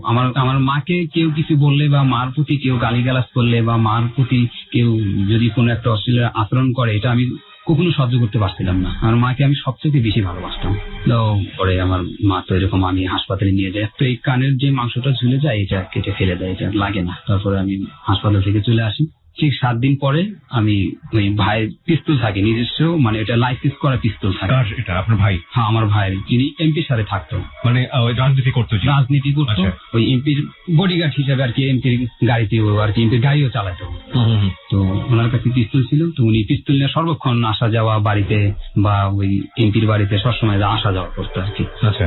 তো একদিন আসে বিকেল বেলা, আসার পরে আমি ওই ভাই পিস্তলটা ইয়ারপুর রাখে, টেবিলের উপর রাখে। পিস্তলটা রাখার পরে আমি পিস্তলটা নিই। নেওয়ার পরে আমি ঘর থেকে বের হই। তো ভাই হাত মুখ দিয়ে আসার পরে দেখে যে পিস্তল নাই, আমি ওখানে নাই। তো পিস্তল নাই, আমি ওখানে নাই। তো ভাই আমাকে ওখান থেকে আর কি খোঁজা শুরু করে দেয়, খুঁজতে পায় না। তো উনি এক করে জিজ্ঞেস করে যে আমার ভাইকে কোথাও যেতে দেখছো? ছোট ভাইরে কই এদিক গেছে, বাজারের দিকে গেছে। তো আমি বাজারের দিকে যাই। বাজারের দিকে যাওয়ার পরে তো ওই মেয়ের যে ভাইটা যে এই খবরটা ওর মার কাছে দিছে যে আমার বোন নাকি তার বাবার সাথে চলে গেছে, এটা। তো উনি বাজার থেকে আসে। উনি বাজার থেকে আসার পর আমি ওই পিস্তলটা দিয়ে তাকে ফায়ার করি। ফায়ার করে ফেললেন? হ্যাঁ, পিস্তলটা আমি ফায়ার করে ফেললাম। মানে ওইটাই আমার সর্বপ্রথম ওই শক্ত করে ধরে পিস্তল যখন ফায়ার করছি, তখন ওই গুলিটা এই বুকের এই সাইডটা ঢুকে পিছন থেকে, মানে এমন ভাবে এটা বের হয় যে পিছন দিক থেকে এরকম একটা সিদ্ধা হবে, হা হয়ে বের হয়, ডান পাশে লাগে। এই ডান পাশ দিয়ে ঢুকে পিছনের এই পিঠটা দিয়ে বের হয়। আচ্ছা। বের হয়ে যাওয়ার পরে যেটা সাদা হয়ে যায়, সাদা হওয়ার পরে আমি ওখানেই থাকি আর কি। ওই জায়গায় উনি কে ছিলেন যাকে গুলি করলেন? উনি কে ছিলেন? উনি ছিলেন ওই যে মানে ওই মেয়ের ভাই, সৎ মায়ের ভাই। আপন ভাই। ওকে, তাকে গুলি করে? তাকে গুলি করেছি। তাকে গুলি করার পর তো উনি তো জায়গায় মারা গেছে। হ্যাঁ, মারা গেছে। তখন আপনারা নিশ্চিত না যে আপনার বাপ আলটিমেটলি দ্বিতীয় বিয়েটা করেছে কিনা? বাবা তো তখন আসেনি বাড়িতে তাকে নিয়ে? না, আসেনি। ওই সময়টাই আমি তাকে গুলি করি। ওকে। এই কথাটা বলছে, মাকে যে বাড়ি মারছে, এইটা দেখে আমার ঠিক না, আমার মাথায় ঠিক নাই যে আমার মা কি করছে এখানে। আমার ভাইকে বাড়ি দিতে চায়, মেজো ভাইকে, কিন্তু ওই অবস্থায় আমার মা আর কি লাগে বাড়িটা। লাগানোর পর আমি ওই সময়টা, এই বাড়িটা তো তার মেয়ের মা দিয়েছিল, মানে সৎ মার মা দিয়েছিল? সৎ মার মা দিয়েছিল। এটার আমি তো আবার মারতে চাই সৎ মেয়ের মাকে, কিন্তু আমি ওকে না মেরে ওর ছেলেকে মারি, মেয়ের ভাইকে মারি জায়গায় দিয়েছে। তারপরে ওই শব্দটাই করে গ্রামের লোকজন আসে। গ্রামের লোকজন আসার পরে এটির মধ্যে আমার ভাই ওই জায়গায় পৌঁছে, বড় ভাই যার পিস্তল, বড় ভাই আসে। আসার পরে বড় ভাই পিস্তলটা নেয়। নেওয়ার পরে এই ভাই কি সেই ভাই? হ্যাঁ, এই যে এই ভাই যাকে আপনি মেরেছিলেন? যাকে আমি মেরেছিলাম। প্রিয় শ্রোতা, এই ছবিটা আমরা ইতিমধ্যে ফেসবুকে দিয়ে দিয়েছি। যাকে ও মেরেছিল এবং যে মূলত রাজনীতির সাথে জড়িত ছিল, যার কাছে পিস্তলটা ছিল, সেই পিস্তল দিয়ে সৎ মায়ের বড় ভাই ছিল সে। সৎ মায়ের বড় ভাইকে সে খুন করে সেই সময়টাতে, যখন সে নিশ্চিত হতে পারেনি যে তার বাবা আলটিমেটলি এই মেয়েটিকে বিয়ে করেছে কিনা। বাবার কিন্তু সে ভাতিজি হতো। খুবই জটিল একটা ব্যাপার, এবং তখন সে খুন করে ফেলেছে সেই ভাইকে। সে সেই ভাই তার মার সাথে খারাপ আচরণ করেছিল বলে রড দিয়ে পিটিয়ে যে রক্তাক্ত অবস্থা করেছিল তার একটা ছবি আমাদের কাছে আছে, পাশাপাশি ভালো চেহারা এবং হাসপাতালের বেডে শোয়া রক্তাক্ত চেহারা। এই ছবিটা আমরা দিয়ে দিয়েছি আমাদের ফেসবুক পেজে, আপনারা যদি দেখতে চান চলে আসতে পারেন। আমাদের ফেসবুকের ঠিকানা www.facebook.com/abcradiofm89.2। বলুন তারপর। জায়গায় মারা যায়, মারা যাওয়ার পর আমার ভাই ওখানে যায়, যার পরে আমার কাছ থেকে পিস্তলটা নেয়, নিয়ে ওনার জায়গায় রাখেন। রাখার পরে তো আমাকে ওই জায়গায় 2টা থাপ্পড় দেয় ভাই, যে তুই এটা কি করলি। ওর লোকজন আসে, লোকজন এসে আমার ভাইকে অনেক কিছু গালাগালি করে। তো উনি তো এমপি সাহেবের লোক, তো অনেকে গ্রামের লোকজন কিছু গালাগালি করে আমার বড় ভাইকে। তো কয় যা হচ্ছে এটা আমি দেখতেছি, আমার বড় ভাই বলে আর কি গ্রামের লোকজন কি করে। হ্যাঁ, মা আসে, আসা করে লাশটা নেয়, নিয়ে অনেক কান্নাকাটি করে। সকালে পুলিশ আসে আমাদের বাড়িতে, আসার পর আমার বড় ভাইকে ধরে। আপনাকে না ধরে আপনার বড় ভাইকে? হ্যাঁ, আমার বড় ভাইকে ধরে, বড় ভাইকে ধরে নিয়ে যায়। কিন্তু আমি যে মেরেছি এই সময়টা কেউ দেখেনি, বাট আমার ভাই জানে যে আমি মারছি, কিন্তু এটা কেউ জানে না। আর ওই অবস্থাতেই মানে ভাইও পিছন থেকে আসতেছে, আমি ওই সময় ওকে গুলি করি। গুলি করার পরে এসে ভাই পিস্তলটা নাই, ওই শব্দটাই মানুষ মানে যত দূর থেকে আসতেছে আর কি, ওই আসা পর্যন্ত আর কি কেউ দেখে না যে আমি মারছি নাকি আমার ভাই মারছে। এটা সবাই জেনে গেছে যে আপনার ভাই এটা করেছে? হ্যাঁ, সবাই জেনে গেছে যে আমার ভাই এটা করেছে। পরে আমার ভাই পুলিশে নেয়, পুলিশে নেওয়ার পর 3 দিন থাকে জেলে। জেলে বলতে কি নিয়ে যাওয়ার পরে 3 দিন থাকার পরে ওখান থেকে আবার এমপি সাহেব ফোন দেয়, ফোন দেওয়ার পর ছাড়া পায়। পরে এইটা নিয়ে আর কোনো কিছু হয় না, কোনো কথাই হয়নি না, এটা নিয়ে আর কোনো কথা হয় না। ওই যে মারা গেছে, যে গেছে দাফন টাফন মাটি টাটি হয়ে গেছে, এটা নিয়ে আর কোনো কথা হয় না। কত সস্তা একটা জীবন, বুঝছেন? তো এটা নিয়ে কোনো কিছু হয় না। আমার ভাই পরবর্তী আপনাকে আর কিছু বলেনি? না, পরবর্তীতে আমাকে কিছুই বলেনি। তো বলছে তোর এত সাহস কেন, আমাকে বলতেছে যে আমার মাকে যে কোনো বলুক না কেন তাকে ছাড়বো না, আমার জীবন তো হলে তাকে আমি শেষ করবো। আমার মাকে কেউ কোনো কিছু বললে, এটা আমার মনের ভিতরে একটা ক্ষোভ ছিল। তো এটা যায়, তারপরে এক পর্যায়ে আমার বাবা আবার আমার মাকে মারে। এত মার দেওয়া দেয় যা মা বেঁচে থাকার মতো না, মানে মা মারাই যাবে এরকম পরিস্থিতি মার। পরে এই অবস্থায় অ্যাম্বুলেন্সে খবর দেয় আমার বড় ভাই, দেওয়ার পরে আসে অক্সিজেন অ্যাম্বুলেন্স থাকে, লেগে যায়, যাওয়ার পরে হাসপাতালে যায়। এই জায়গাটিতে আমি আসবো, তার আগে আপনি বলেন আপনার ভাইকে যে আপনি পিটালেন, আপনার ভাই সুস্থ হওয়ার পরে আপনার আর কোনো কিছু করেছে? না, আমাকে কোনো কিছু করেনি, বাট আমাকে ভয় পেত শুধু। আপনাকে ভয় পেত? হ্যাঁ, আমাকে ভয় পেত। তারপরে যে ওনাকে যে মারলাম, মানে আমাকে বলে তোর এত সাহস কেন, শুধু এই কথা বলতো। আমি বলতাম আমার সাহস, আমার মাকে কেউ কোনো কিছু বললে আমার মাথা ঠিক থাকে না, আমার মাথা অটোমেটিক গরম হয়ে যায়। প্রশ্ন করতাম, আমি এটা আনসার দিয়ে দিতাম, উত্তর দিয়ে দিতাম। ওকে প্রিয় শ্রোতা, আমরা SMS পোলের রেজাল্ট আনতে চাই, দেখতে চাই কি অবস্থা, এবং দুর্ধর্ষ সেই ঘটনার মুখোমুখি হবো আমরা কিছুক্ষণের মধ্যেই, বুঝতেই পাচ্ছেন। এবং এই বিষয়টা নিয়ে আমরা আমাদের আজকে যিনি সাইকিয়াট্রিস্ট আছেন তার সঙ্গে কথা বলতে চাই, যে মাকে নিয়ে এই ধরনের কমেন্ট করলে অনেক ছেলেরাই এই ধরনের আচরণ করেন, এটা আসলে স্বাভাবিক আচরণ নাকি অস্বাভাবিক আচরণ, এবং এটা কেন হয়, এই বিষয়টা নিয়ে আমরা আমাদের যিনি আজকে এক্সপার্ট আছেন জাতীয় মানসিক স্বাস্থ্য ইনস্টিটিউটের প্রফেসর ডক্টর তাজুল ইসলাম, তার সঙ্গে আমরা কথা বলবো। আমরা এই মুহূর্তে SMS পোলের রেজাল্ট জানতে চাই, দেখা যায় কত শতাংশ মানুষ এটাকে বিলিভ করেছে এবং কত শতাংশ মানুষ আজকের এই মোস্তফাকে বিলিভ করছে না। আপনার মাকে খুব মেরেছিল আপনার বাবা, সেখানটাতে ছিলেন আপনি, তারপর? সেখানে থাকার পর আমি ওই হাসপাতালে যাই। হাসপাতালে 15 দিনের মতো মা থাকে। হাসপাতাল থেকে তো নিয়ে আসার পরে আমার বাবাকে আমি দেখলেই মানে আমার একটা অটোমেটিক ঘৃণা জমতো। আমার বাবা আমার বোনকে বিয়ে করছে, পাড়ার প্রতিবেশী চাচাতো বোন, এটা যেমন আমার মাকে ধরে অত্যাচার করে। তো আমার বাবাকে দিয়ে তো আমাদের ফ্যামিলির কোনো শান্তি হচ্ছে না। তো এক পর্যায়ে আমি ওই বাবাকে শেষ করার একটা সিদ্ধান্ত নিই নিজে। মানে বুঝলাম, বাবাকে শেষ করার মানে বাবাকে শেষ করার মানে আমি বাবাকে শেষ করব। বাবাকে শেষ করলে আমার মা শান্তি ফিরে আসবে। আমি এটাই মানে নিজে কল্পনা করতেছি। আপনি নিজে এরকম চিন্তা করছেন? নিজে আমি চিন্তা করছি। মানে কি আপনার বাবাকে আপনি মেরে ফেলবেন? হ্যাঁ, বাবাকে আমি মেরে ফেলবো। কত সালে মানে আপনি প্ল্যান করছেন এরকম? এটা হচ্ছে আপনি 2010-এর শেষের দিক দিয়ে। ওকে, আপনি একা এই ধরনের প্ল্যান করছেন? হ্যাঁ, একা প্ল্যান করছি এটা। ওকে, বলুন তারপর। তো বাবা বাজারে যায়, তো আমাদের একটা হাটের নাম আছে, বাজারের নাম মথুরাপুর বাজার। এটা হচ্ছে আপনি শুক্রবার আর সোমবার বাজারটা হয়, সাপ্তাহিক 2 দিন। তো ওই দিনটা শুক্রবারও ছিল না, মানে বাজারের দিন ছাড়া ছিল, অন্য যে কোনো দিন ছিল। বিকালবেলা বাজারটা বসতো। তো বাবার সাথে আমি যে বাজারে যাই, এটা মা দেখে, মানে ফ্যামিলি পাড়ার প্রতি বাবার সাথে যায়, যেভাবে যায় আর কি, যেভাবে যাচ্ছে। ছেলে বাবার সাথে বাজারে যাচ্ছি পিছিয়ে যাওয়ার পরে আমি বাবা চাল কিনে 25 কেজি চাল কেনার পরে এমনি কোনো বাজার সাথে করে না। চাল কেনার পরে আমি বলতেছি, বাবা আপনি যে 25 কেজি চাল কিনলেন, তো এটা কি করবেন? এটা তো আমার ঘরে তো চাল নেই। তো বাবা যখন চাল কিনতো, এটা আবার ভাগ করে কিনতো ওই বাজার থেকেই। বাড়িতে আসলে হয়তো সৎমা কাউ করতো যে হ্যাঁ আমার বেশি, ওনার কম, একটু কম বেশি হলে ওই সৎমা চিল্লাপাল্লা করতো। আচ্ছা, তো আপনি যে 25 কেজি এক বস্তা নিলেন, তো আমাদের 25 কেজি কই? কয় না, এটা তোমাদের ভাগ করে দেওয়া হবে। তো এটা এক বস্তাই থাক এই কথা বলে। তো বাবা এক স্টলে যায় চা খেতে, তো চাইল চা ওই স্টলের কাছেই থাকে। তো ওই অবস্থায় আমি যাই কামারের কাছে, কামার ওই যে যারা বটি দা এই সমস্ত জিনিস বানায় ওদের কাছে যাই। তো এক সাইডে দা 20-25টা থাকে, তো আর একটা আলাদা ভাবে থাকে। তো আমি বলতেছি যে এই দা আর ওই একটা আলাদা, এটা কিসের? ওই কামারকে বলতেছি, কয় ওটা আজকে ডেলিভারি হবে তো ওই জন্য ওটা আলাদা রাখছি। তো এখানে যে 20-25টা দা আছে এটা মানে সবটি দেখি, দেখানোর পরে এটা বেশি নরমাল হালকা এরকম। তো ওইটা যে আছে অরিজিনাল রেল পাতিটা বানানো। মাই গুডনেস, আপনি যা বলতে যাচ্ছেন তা নিয়ে আমার জন্য খুব ডিফিকাল্ট।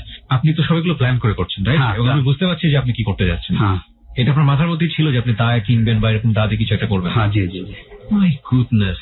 তারপরে আমি ওই দাটা নেই, নেওয়ার পরে বলতেছে এটা তুমি কত নিবা? কয় না এটা আমাকে রেল পাতিল দিয়ে গেছে, এটা আমি তাকে বেনে দিছি, এটা তো আমি এটা নিজের না যেটা আমি বিক্রি করবো, সেটা তার আমাকে বানানো অর্ডারটা দিচ্ছে, সে আমাকে টাকা দিবে, জিনিসটা নিয়ে যাবে। আমি বলতেছি যে না তুমি ওইটা আমাকে দাও, তোমার টাকা যা লাগে আমি দিতেছি, তুমি দাটা আমাকে দাও, তুমি এখান থেকে একটা দিয়ে দিও, 15-20টা যেখানে আছে এখান থেকে একটা দিয়ে দিও। কয় না ওটা ও দিবে না।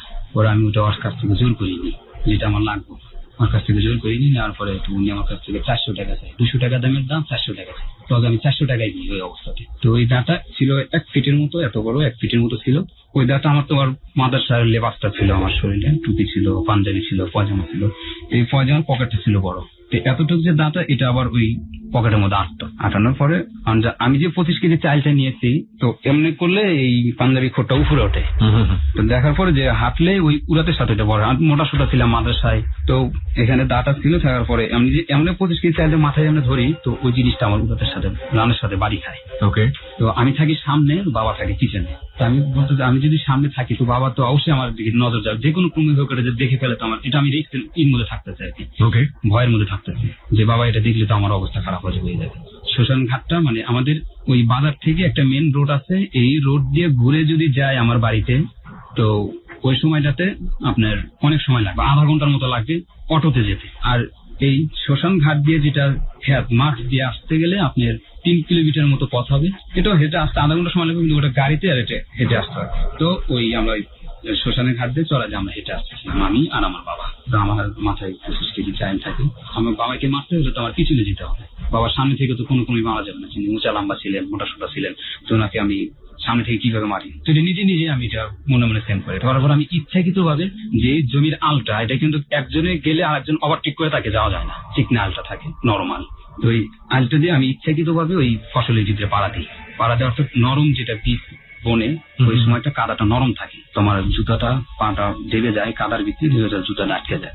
তো বাবা আমার মাথার থেকে চাইলে দিয়াটা নেয়, নেওয়ার পরে বাবার সামনে যায়, সামনে যাওয়ার পরে আমি জুতাটা উঠাই, পাটা কোনো রকম ভাবে ধুই কাদা পানি দিয়ে, ধোয়ানোর পরে তো ওই দাটা আমি পকেট থেকে বার করি। বাবা তো সামনে হাঁটতে, ওই দাটা যখন আমি পকেট থেকে বার করার পরে ওটার সাথে একটা পেপার পেঁচা থাকে, ওটা তো দাঁড় অতিরিক্ত দাঁড়, তো ওটা যদি পেপার না থাকলে তো আমার পায়জামা ছিঁড়ে যাবে, তো ওটা ওই পেপার দিয়ে পেঁচানো থাকে। তো ওইটা আমি ওই অবস্থায় নিই, তো পেপারটা এবার টান দিয়ে বার করার সময় আমার হাতে এখানে কেটে বের হয়।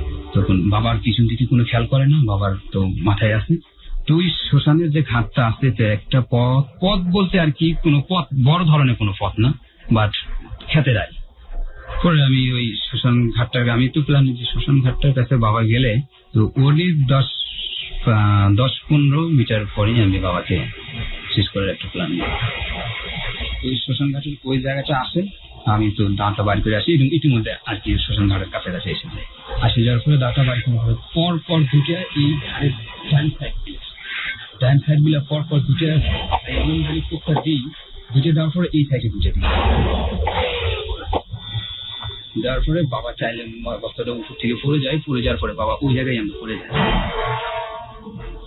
যাওয়ার পরে তখন বাবা একটা চিৎকার দেয়, অনেক জোরে একটা চিৎকার দেয়, ঠিকই বাবার কিন্তু পিছনে তাকায় না, ওই অবস্থায় কিন্তু পড়ে যায়, চিৎকার দিলে পরে আমি ঘাটটা এরকম ভাবে ধরার পরে এই জায়গাটার ভিতরে 10-12টা এখানে পড়বে।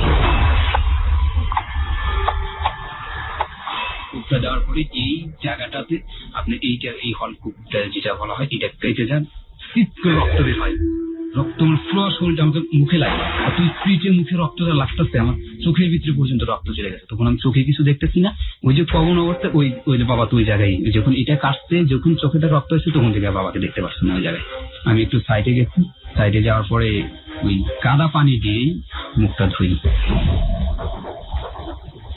মুখটা ধোয়ার পরে তো বলুন তারপর। তো আমি কাদা পানি দিয়ে মুখটা কোন রকম ভাবে ধুই, ধোয়ানোর পরে তো বাবা ওই জায়গায় মারা যায়। আমি চাইলের বস্তাটি নিয়ে আসি, তো 25 কেজি যে চালটা থাকে বস্তাটা থাকে অনেক বড়, মানে 40 কেজি চাল লাগবে, 40 কেজির বেশি লাগবে, বড় একটা পাটের বস্তা থাকে আর কি। তো ওই বস্তার চালটা নিয়ে এসে আমি ওই পুষ্করিণীটার ভিতরে ঢেলে দিই। পুষ্করিণী বলতে শ্মশানের যে ড্রেনটা আছে, শ্মশানের ঘাটি পুষ্করিণী আছে, তো ওখানে এসে চালটা পুষ্করিণীর ভিতরে ঢালি, ঢালার পরে বস্তাটা আবার বাবার কাছে নিয়ে যাই। নিয়ে যাওয়ার পরে তো আমি ওই বস্তার ভিতরে বাবাকে ঢুকাই, মানে পুরোটুক ঢোকে না, লম্বা ছিঁড়া মানুষ মোটাসোটা পুরোটুক ঢোকে না, মাত্রা পর্যন্ত ঢোকে। ঢোকানোর পরে আমি বাবাকে এমনি ধরি, ধরানোর পরে পাঁচ কেটে যায়, তো অবস্থা নিয়ে এসে শ্মশানের ইয়ার ভিতরে ফালাই দিই, পুষ্করিণীর ভিতরে ফালাই দিই। পুষ্করিণীর ভিতরে ফালানো দেওয়ার পরে আমার শরীরটি পুরো রক্ত। এই অবস্থায় আমি বাড়িতে গেলে তো পুরো ধরা, আমি ওখান থেকে আমি কোথায় যাবো এটা সিদ্ধান্ত নিতেছি। তো আপনি যখন এই কাজটা করছিলেন আপনার আশেপাশে কোনো মানুষ ছিল না? না না না, কোনো মানুষ ছিল না। কখন দিনের কোন সময়টাতে এই কাজটা? এটা করছিলাম আপনার রাত্রে 7:30 দিকে এরকম, মানে ওর অন্ধকারের মধ্যে? হ্যাঁ, অন্ধকার নাই, জ্যোৎস্না যেটা বলা হয়, জ্যোৎস্নার আলোতে। হ্যাঁ, জ্যোৎস্নার আলো। আপনার তখন বয়স কত? তখন বয়স তো আমার 15-16 বছর বয়স। 15 থেকে 16। একজন কিশোর অপরাধী। একজন কিশোর অপরাধী সমাজে কেন অপরাধী হয়, পারিবারিক কি ব্যাকগ্রাউন্ড, এবং অসুস্থ পরিবেশের মধ্যে থাকলে একজন কিশোর অপরাধী দিকবিদিক জ্ঞান শূন্য হয়ে কতটা দুর্ধর্ষ হতে পারেন, আজকের এই এপিসোডটি তার একটা উৎকৃষ্ট উদাহরণ। 15-16 মানে হচ্ছে ওর বয়ঃসন্ধিকাল চলছে সেই মুহূর্তে। আপনি কি তখন কোরআনের হাফেজ হয়েছেন? না, কোরআনের হাফেজ হইনি। আমি তখন 4 পারা না 5 পারা মুখস্থ করি। মুখস্থ করার পরে আর কি ওই হেফজ ছেড়ে দেওয়ার পরে কিতাব লাইনে যাই। 5 পারা পরে আপনি ছেড়ে দিয়েছিলেন? হ্যাঁ, 5 পারার পরে আমি ছেড়ে দিয়েছিলাম। হেফজ ছেড়ে দেওয়ার পরে কিতাব লাইনে যাই, মানে ওই অবস্থায় আমি মাদ্রাসায় লেখাপড়া করছি, এই সমস্ত কাজও করছি। আপনি যখন বাবাকে প্রথম এই কাজটা করলেন, কোপটা মারলেন, তারপর থেকে বাবাকে পুষ্করিণীতে ফেলে দেওয়া পর্যন্ত কতক্ষণ সময় লেগেছে? এটা সময় লেগেছে আপনার 30 থেকে আধা ঘন্টা। আধা ঘন্টার মধ্যে আপনার কি ফিল হচ্ছিল? আপনার কি একবারও মনে হয়নি সে আপনার জন্মদাতা পিতা? ফিল বলতে আমি একটা চিন্তা করছি যে আমার ফ্যামিলির শান্তি হয়েছে, আমার মার শান্তি হয়েছে, আমি শুধু এটাই ভাবতাম। প্রিয় শ্রোতা, আমরা বিরতির পরে আবারও ফিরে আসবো মোস্তফার কাছে। যেই ঘটনা আজকে এখানে আপনারা শুনছেন সেটা উপস্থাপিত হচ্ছে রয়্যাল টাইগার ড্রিঙ্ক প্রেজেন্স যাহা বলিব সত্য বলিবতে। মানুষের জীবনের নির্মম, নির্মোহ এবং বাস্তব সত্য কতটা দুর্ধর্ষ হতে পারে, একজন কিশোর অপরাধী কত বড় অপরাধ করতে পারেন, পারিবারিক স্কুলিং যদি ভালো না হয় তাহলে সেই ছেলে কিংবা সেই মেয়ে একটা সমাজের জন্য, একটা পরিবারের জন্য কতটা দুর্ধর্ষ হতে পারে, তার বাস্তব উদাহরণ হচ্ছে আজকের এই যাহা বলিব সত্য বলিবতে মোস্তফার স্বীকারোক্তি। ওকে দেখার জন্য আপনারা চলে আসতে পারেন ফেসবুক পেজে। আমাদের ফেসবুকের ঠিকানা www.facebook.com/ABC Radio FM 89.2। ফিরে আসছি ঠিক 4 মিনিট পর। আপনার মনে হচ্ছিল যে এই কাজটা করার পরে আপনার পরিবারে শান্তি নেমে আসবে। জি। তারপর কি হলো? আমরা ধারাবাহিকভাবে শুনি। আপনার পুরো শরীরে রক্ত লেগে গেছে, তারপর? পরে আমি তো রক্ত মাখা অবস্থায় তো কোথায় যেতে পারবো না, তো আমি পুরো শরীরটা আমি উলঙ্গ করি, কাপড় চোপড় খুলে ওই শ্মশানের পুষ্করিণীতে আমি কাপড় চোপড় দিয়ে ধুই। মানে তখন আমার কাছে একটা মোবাইল ছিল, সেটা তো মার মোবাইল। জ্যোৎস্নার রাতে যদিও সব জায়গায় রক্ত, যে জায়গায় বেশি, মানে পুরো শরীরটাই তো রক্ত, পিছন সাইডে একটু কম আছে জামাতে। তারপরে ধোয়ার পরও আমি এটা দেখতেছি যে কোনো জায়গায় রক্ত আছে কিনা। মোবাইলের লাইট দিয়ে একদম নিকটবর্তী করে আমি দেখতেছি রক্ত আছে কিনা। তো একদম তখন তাজা রক্ত, তো ধোয়ার পরে ওটা উঠে যায়। তো ওই শ্মশানের যে জায়গায় লাশটা পোড়ানো হয় ওই জায়গাটা 4টা রড থাকে, মাথার সাইডে 2টা আর পার সাইডে 2টা। তো এই পাঞ্জাবি এই 2 হাতাটা যা আছে, একটা এই রটের সাথে একটা এই রটের সাথে এবারে চিরিপটাই করি। তো চিমচিম বাতাস হচ্ছে জ্যোৎস্নার রাত। তো ওই নিচে যে পায়জামাটা আছে এটা পরিষ্কার করার পরে ওই পিছনে যে পায়ের কাছে যে 2টা রড থাকে ওই রডের কাছে দিই। তো ওই জায়গাটায় আমি বসে থাকি, কাপড়টা নেড়ে দেওয়ার পরে সাইডে একটা থাকে, ব্রেঞ্চ ওয়াল করা থাকে, ওটার উপর বসে থাকি। বসে থাকার পরে ওই মোবাইল আমি সাপের গেম খেলি ওই অবস্থায়। বাবা তো পুষ্করিণীতে আছে, কাপড় যতক্ষণ আমার কাপড় না শুকাবে ততক্ষণ আমি ওখান থেকে যাবো না। আপনি গেম খেলছেন মোবাইলে বসে? ওখানে মোবাইলে বসে বসে গেম খেলছি। তখন আমার কোনো অনুভূতি নাই? না, আমার কোনো অনুভূতি হচ্ছে না যে বাবা, আমি একটাই যে আমার মার শান্তি হচ্ছে। আমার মা হয়তো বাবা মারা গেছে, বাবাকে আমি এভাবে হত্যা করছি, মারছি, তো মা বাবার জন্য অল্প কিছুদিন কাঁদবে। তো এটাই আমার কাজ করতে, যাক আমার ফ্যামিলির মধ্যে একটা শান্তি চলে আসবে। আমার বাবাকে নিয়ে এত অশান্তি আমার মার, আমাদেরকে কেউ খোঁজ খবর মানে দেয় না। Very important point, just note this. পরিবারের শান্তি চলে আসবে। একজন কিশোরের বেড়ে ওঠার জন্য পরিবারের শান্তি কতখানি জরুরি, নইলে ও কতটা দুর্ধর্ষ অপরাধী হতে পারে। পরিবারের শান্তি চলে আসবে। বাবা মা যারা শুনছেন আজকের এই JBSB, please note this point, পরিবারের শান্তি চলে আসবে। পরিবারের শান্তি একজন কিশোরের জন্য, একটা বাচ্চার সুস্থভাবে বেড়ে ওঠার জন্য কতটা জরুরি সেটা আজকে, এবং সেটা না পেলে ওরা কি করতে পারে, কতটা ভয়াবহ সন্ত্রাসী হতে পারে, সেটার বাস্তব উদাহরণ আজকের এই মোস্তফা। ওকে, বলুন তারপর। আমার তো এটা মাথায় কাজ করতো। তো ওই সময় আমি ওই শ্মশানটাতে ভয় পাই বলতে সাইডে বসে যে গেম খেলছি, ওখানে বট গাছ থাকে, বট গাছ থেকে পানি পড়ে, আমার পাঞ্জাবি পায়জামার উপর পানি ওই জায়গাটাতে বৃষ্টি হচ্ছে। তো আমি দেখি ম্যাগ নেই, কোথাও এরকম বৃষ্টি হচ্ছে না, তো আমার পাঞ্জাবি এর উপর বৃষ্টি হচ্ছে কেন? ওই বট গাছ থেকে পানিটা পড়ে। তো বট গাছ থেকে পানিটা পড়ার পরে তো আমি ওই বট গাছের কাছে আগাই, যে আমি বলতেছি দেখো আমার সাথে এরকম কেউ ফাজলামি করো না, কেউ পানি ফুনি দিও না। আমি তো মানুষে করতাম, সাহসী দিলাম, যে কোনো জায়গায় যেতাম আপনার ওই দোয়া দরুদ কালাম এই সমস্ত পড়ে যেতাম, ভয় পেতাম না কখনো। তো আমি যাই কথাটা বলি তো ওরা এরকম শোনে না। তো এরকম বৃষ্টি হতে থাকে, তো আমি ওখানে 1 ঘন্টার মতো ওখানে বসে থাকি। থাকার পরে দেখি আমার ওই কাপড় ভেজা। তো আমি ওখান থেকে চিপটা ভালো করে চিপে গায়ে দিয়া হাঁটা দিতে বাস আমি নানির বাড়ি চলে যাব। ওখান থেকে নানির বাড়ি চলে যাওয়ার সিদ্ধান্ত করি যে এর মধ্যে আমার কাপড়টা শুকাক বা না শুকাক, রক্তটা তো চলে গেছে, এটাই তো আমার কাছে বড়। তো ওই কাপড়ের খোঁটটা খুলে দেখুন আমি ওই জায়গা থেকে সরে আনি, তখন দেখি আমার কাপড় শুকনো। ওই জায়গাটায় আমার ওই পানিও নাই, দেখি কাপড় ভেজাও নেই। ওই জায়গাটা চলে আনার পরে দেখি শুকনো। তো ওখান থেকে চলে যাই নানির বাড়িতে। তো নানি বলতেছে কি করে আচ্ছা এখানে এত 10টার মতো বাজে গেছে, তুই এখন আমার এখানে এখন দাটা কি আপনার সঙ্গে ছিল? না, দাটা ওই পুষ্করণীর ভিতরে ফেলাই দিচ্ছি, চাইল, তারপরে আপনার ওই বস্তা সহ বাবাকে ওই ইয়ার ভিতরে দিচ্ছি। আমি কোনো দাটার সাথে নিতাম না। তো নানি বাড়ি চলে গেলাম। তো নানি এরকম বলতেছে তুই 10টা বাজে যেতেছে, তো এখন কই থেকে আসতেছিস? আমি বলছি আমি তো আইসি সকালে আইসি, স্টলে যা আমি টিভি দেখছি বসে বসে আপনাদের বাজারে। তো নানি বাড়ির কাছে বাজার ছিল, তো তারা বুঝতে পারতো না। তো সকালবেলা হয় পরে তো হিন্দু বাড়ির কিছু লোকজন ওই ইয়েটা আসে, মানে মাঠ ফসল দেখতে আসেন। দেখার পরে সে থেকে পুষ্করণীতে লাশ দেখার পরে পুলিশকে ফোন দেয়, পুলিশ এসে লাশ নিয়ে যায় থানায়। লাশ নিয়ে যাওয়ার পরে তো আমার ভাইয়ের কাছে ফোন যায়, তো আমাদের বাড়িতে যায়, খবর যাওয়ার পরে মা তো পুরা অজ্ঞান, এরকম অবস্থা শুনছে যে আমার বাপকে কোবাইছে। সৎ মার কি অবস্থা? সৎ মা তো উনি তো কাঁদছে, তো উনিও একটু কাঁদতেছে আর কি। আমি একটা জিনিস এখানে নিশ্চিত হতে চাই, আপনি তখন বাবার সাথে বের হয়েছিলেন বাজারে যাওয়ার জন্য, আপনার মা তো সেটা জানতো? জানতো, ফ্যামিলি সবাই সেটা জানতো। আপনি চলে গেলেন নানি বাড়ি, জি, আপনার বাবাকে পাওয়া গেল লাশ অবস্থায়। ব্যাপারটা সন্দেহজনক না? জি সন্দেহজনক, কিন্তু এটা আমি যে গেছি তো আমাকে মা ফোন দিছে, বলতেছি মা ফোন দিছে যে আমাকে বলতেছে তুই কোথায়? সকালবেলা বলতেছে। আমি বলছি আমি তো নানির বাড়ি। তুই কয় তোর বাবা তো এখন আসে নাই? তো বাবা আসে না, আমি তো বাজার থেকে বিকেলে চলে আসছে। এই কথাটা আমি মাকে, কোনো মার পক্ষে বিলিভ করা সম্ভব না তার সন্তান তার স্বামীকে খুন করতে পারে। মা খুব সহজভাবে ওকে বিশ্বাস করে নেবেন। একটা প্রশ্নের উত্তর আপনি আমাকে দেবেন, আপনার মা কি জানে যে আপনি তাকে খুন করেছেন? না, আজ পর্যন্ত জানে না। যাহা বলিব সত্য বলিবর জায়গাটা আপনি একবার চিন্তা করে দেখুন প্রিয় শ্রোতা, ওর অন্তরে কিভাবে আঘাত করেছে। ওর মা পর্যন্ত জানে না, ওর ফ্যামিলির কেউ জানে না। ও আজকে লাখো মানুষের সামনে এসে কনফেস করছে নিজের জীবনের অপ্রিয় সত্যগুলো, এবং দিস ইজ টোটালি স্পিচলেস। আমরা আর একটু সামনের দিকে এগোতে চাই। বলুন তারপরে লাশ পাওয়া গেল, থানায় নিয়ে যায়। তো থানায় নিয়ে যাওয়ার পরে লাশ 2 দিন থানায় থাকে, পুলিশে রাখে লাশ, যে কি পোস্টমর্টম না কি কয় এটি করবে তারা। তো আমার ভাই যায়, যার অবস্থায় তো ও পুলিশের সাথে ঝগড়া করে। ঝগড়া করার পরে এমপির কাছে ফোন দেয়। তো এমপির কাছে ফোন দেওয়ার পরে এমপি ওই এসপি না কি পুলিশের হেড, ওনাকে ফোন দেওয়ার পরে লাশটা দিয়ে দেয়। তো থানা থেকে লাশ নিয়ে আসার পরে আমার বড় ভাই চলে আসে, মেজো ভাই। তো আসার পরে আত্মীয় স্বজন সবাই, তো ওই কোবানো অবস্থায় যেই লাশটা দেখে, মানে অনেকেই ঠিক থাকতে পারে না, অনেকেই কান্নাকাটি করে দেয়। তো ওই সময়টা আমি লাশ দেখতে যেতাম না, মানে আমি ঘর থেকে বের হতেছি না, বাবাকে দেখতে ঘর থেকে বের হচ্ছি না। ওরা আমাকে যা হুজুর বলে, মানে যারা জানাজা করবে তারা বলে যে তুমি তো তোমার বাবার ছোট ছেলে, তো তোমার বাবাকে তুমি জানাজা করো, জানাজা নামাজ যে জানাজা করো। আমি বলছি না, আমি জানাজা করতে পারবো না, আমি এটি করতে পারবো না, জানাজা করবো না। আমি না করে দিয়ে এক পর্যায়ে, না করলে পরে আমার বড় ভাই উনি জানাজা করে, তো আমি জানাজার অংশ নিই না।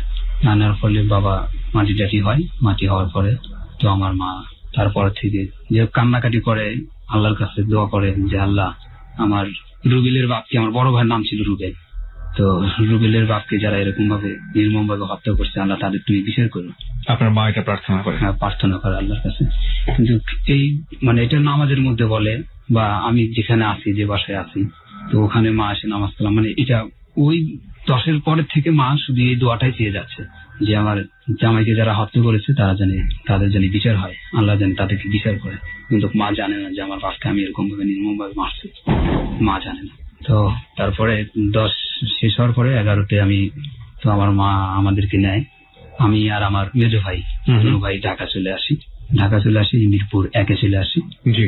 1-এ চলে আসার পর একটা ছোট গার্মেন্টস চাকরি নিই। তো ওখানে 15 দিন ডিউটি করার পরে ওখানে আর ভালো লাগে না, প্রিন্টিং ফ্যাক্টরি গন্ধ কয়।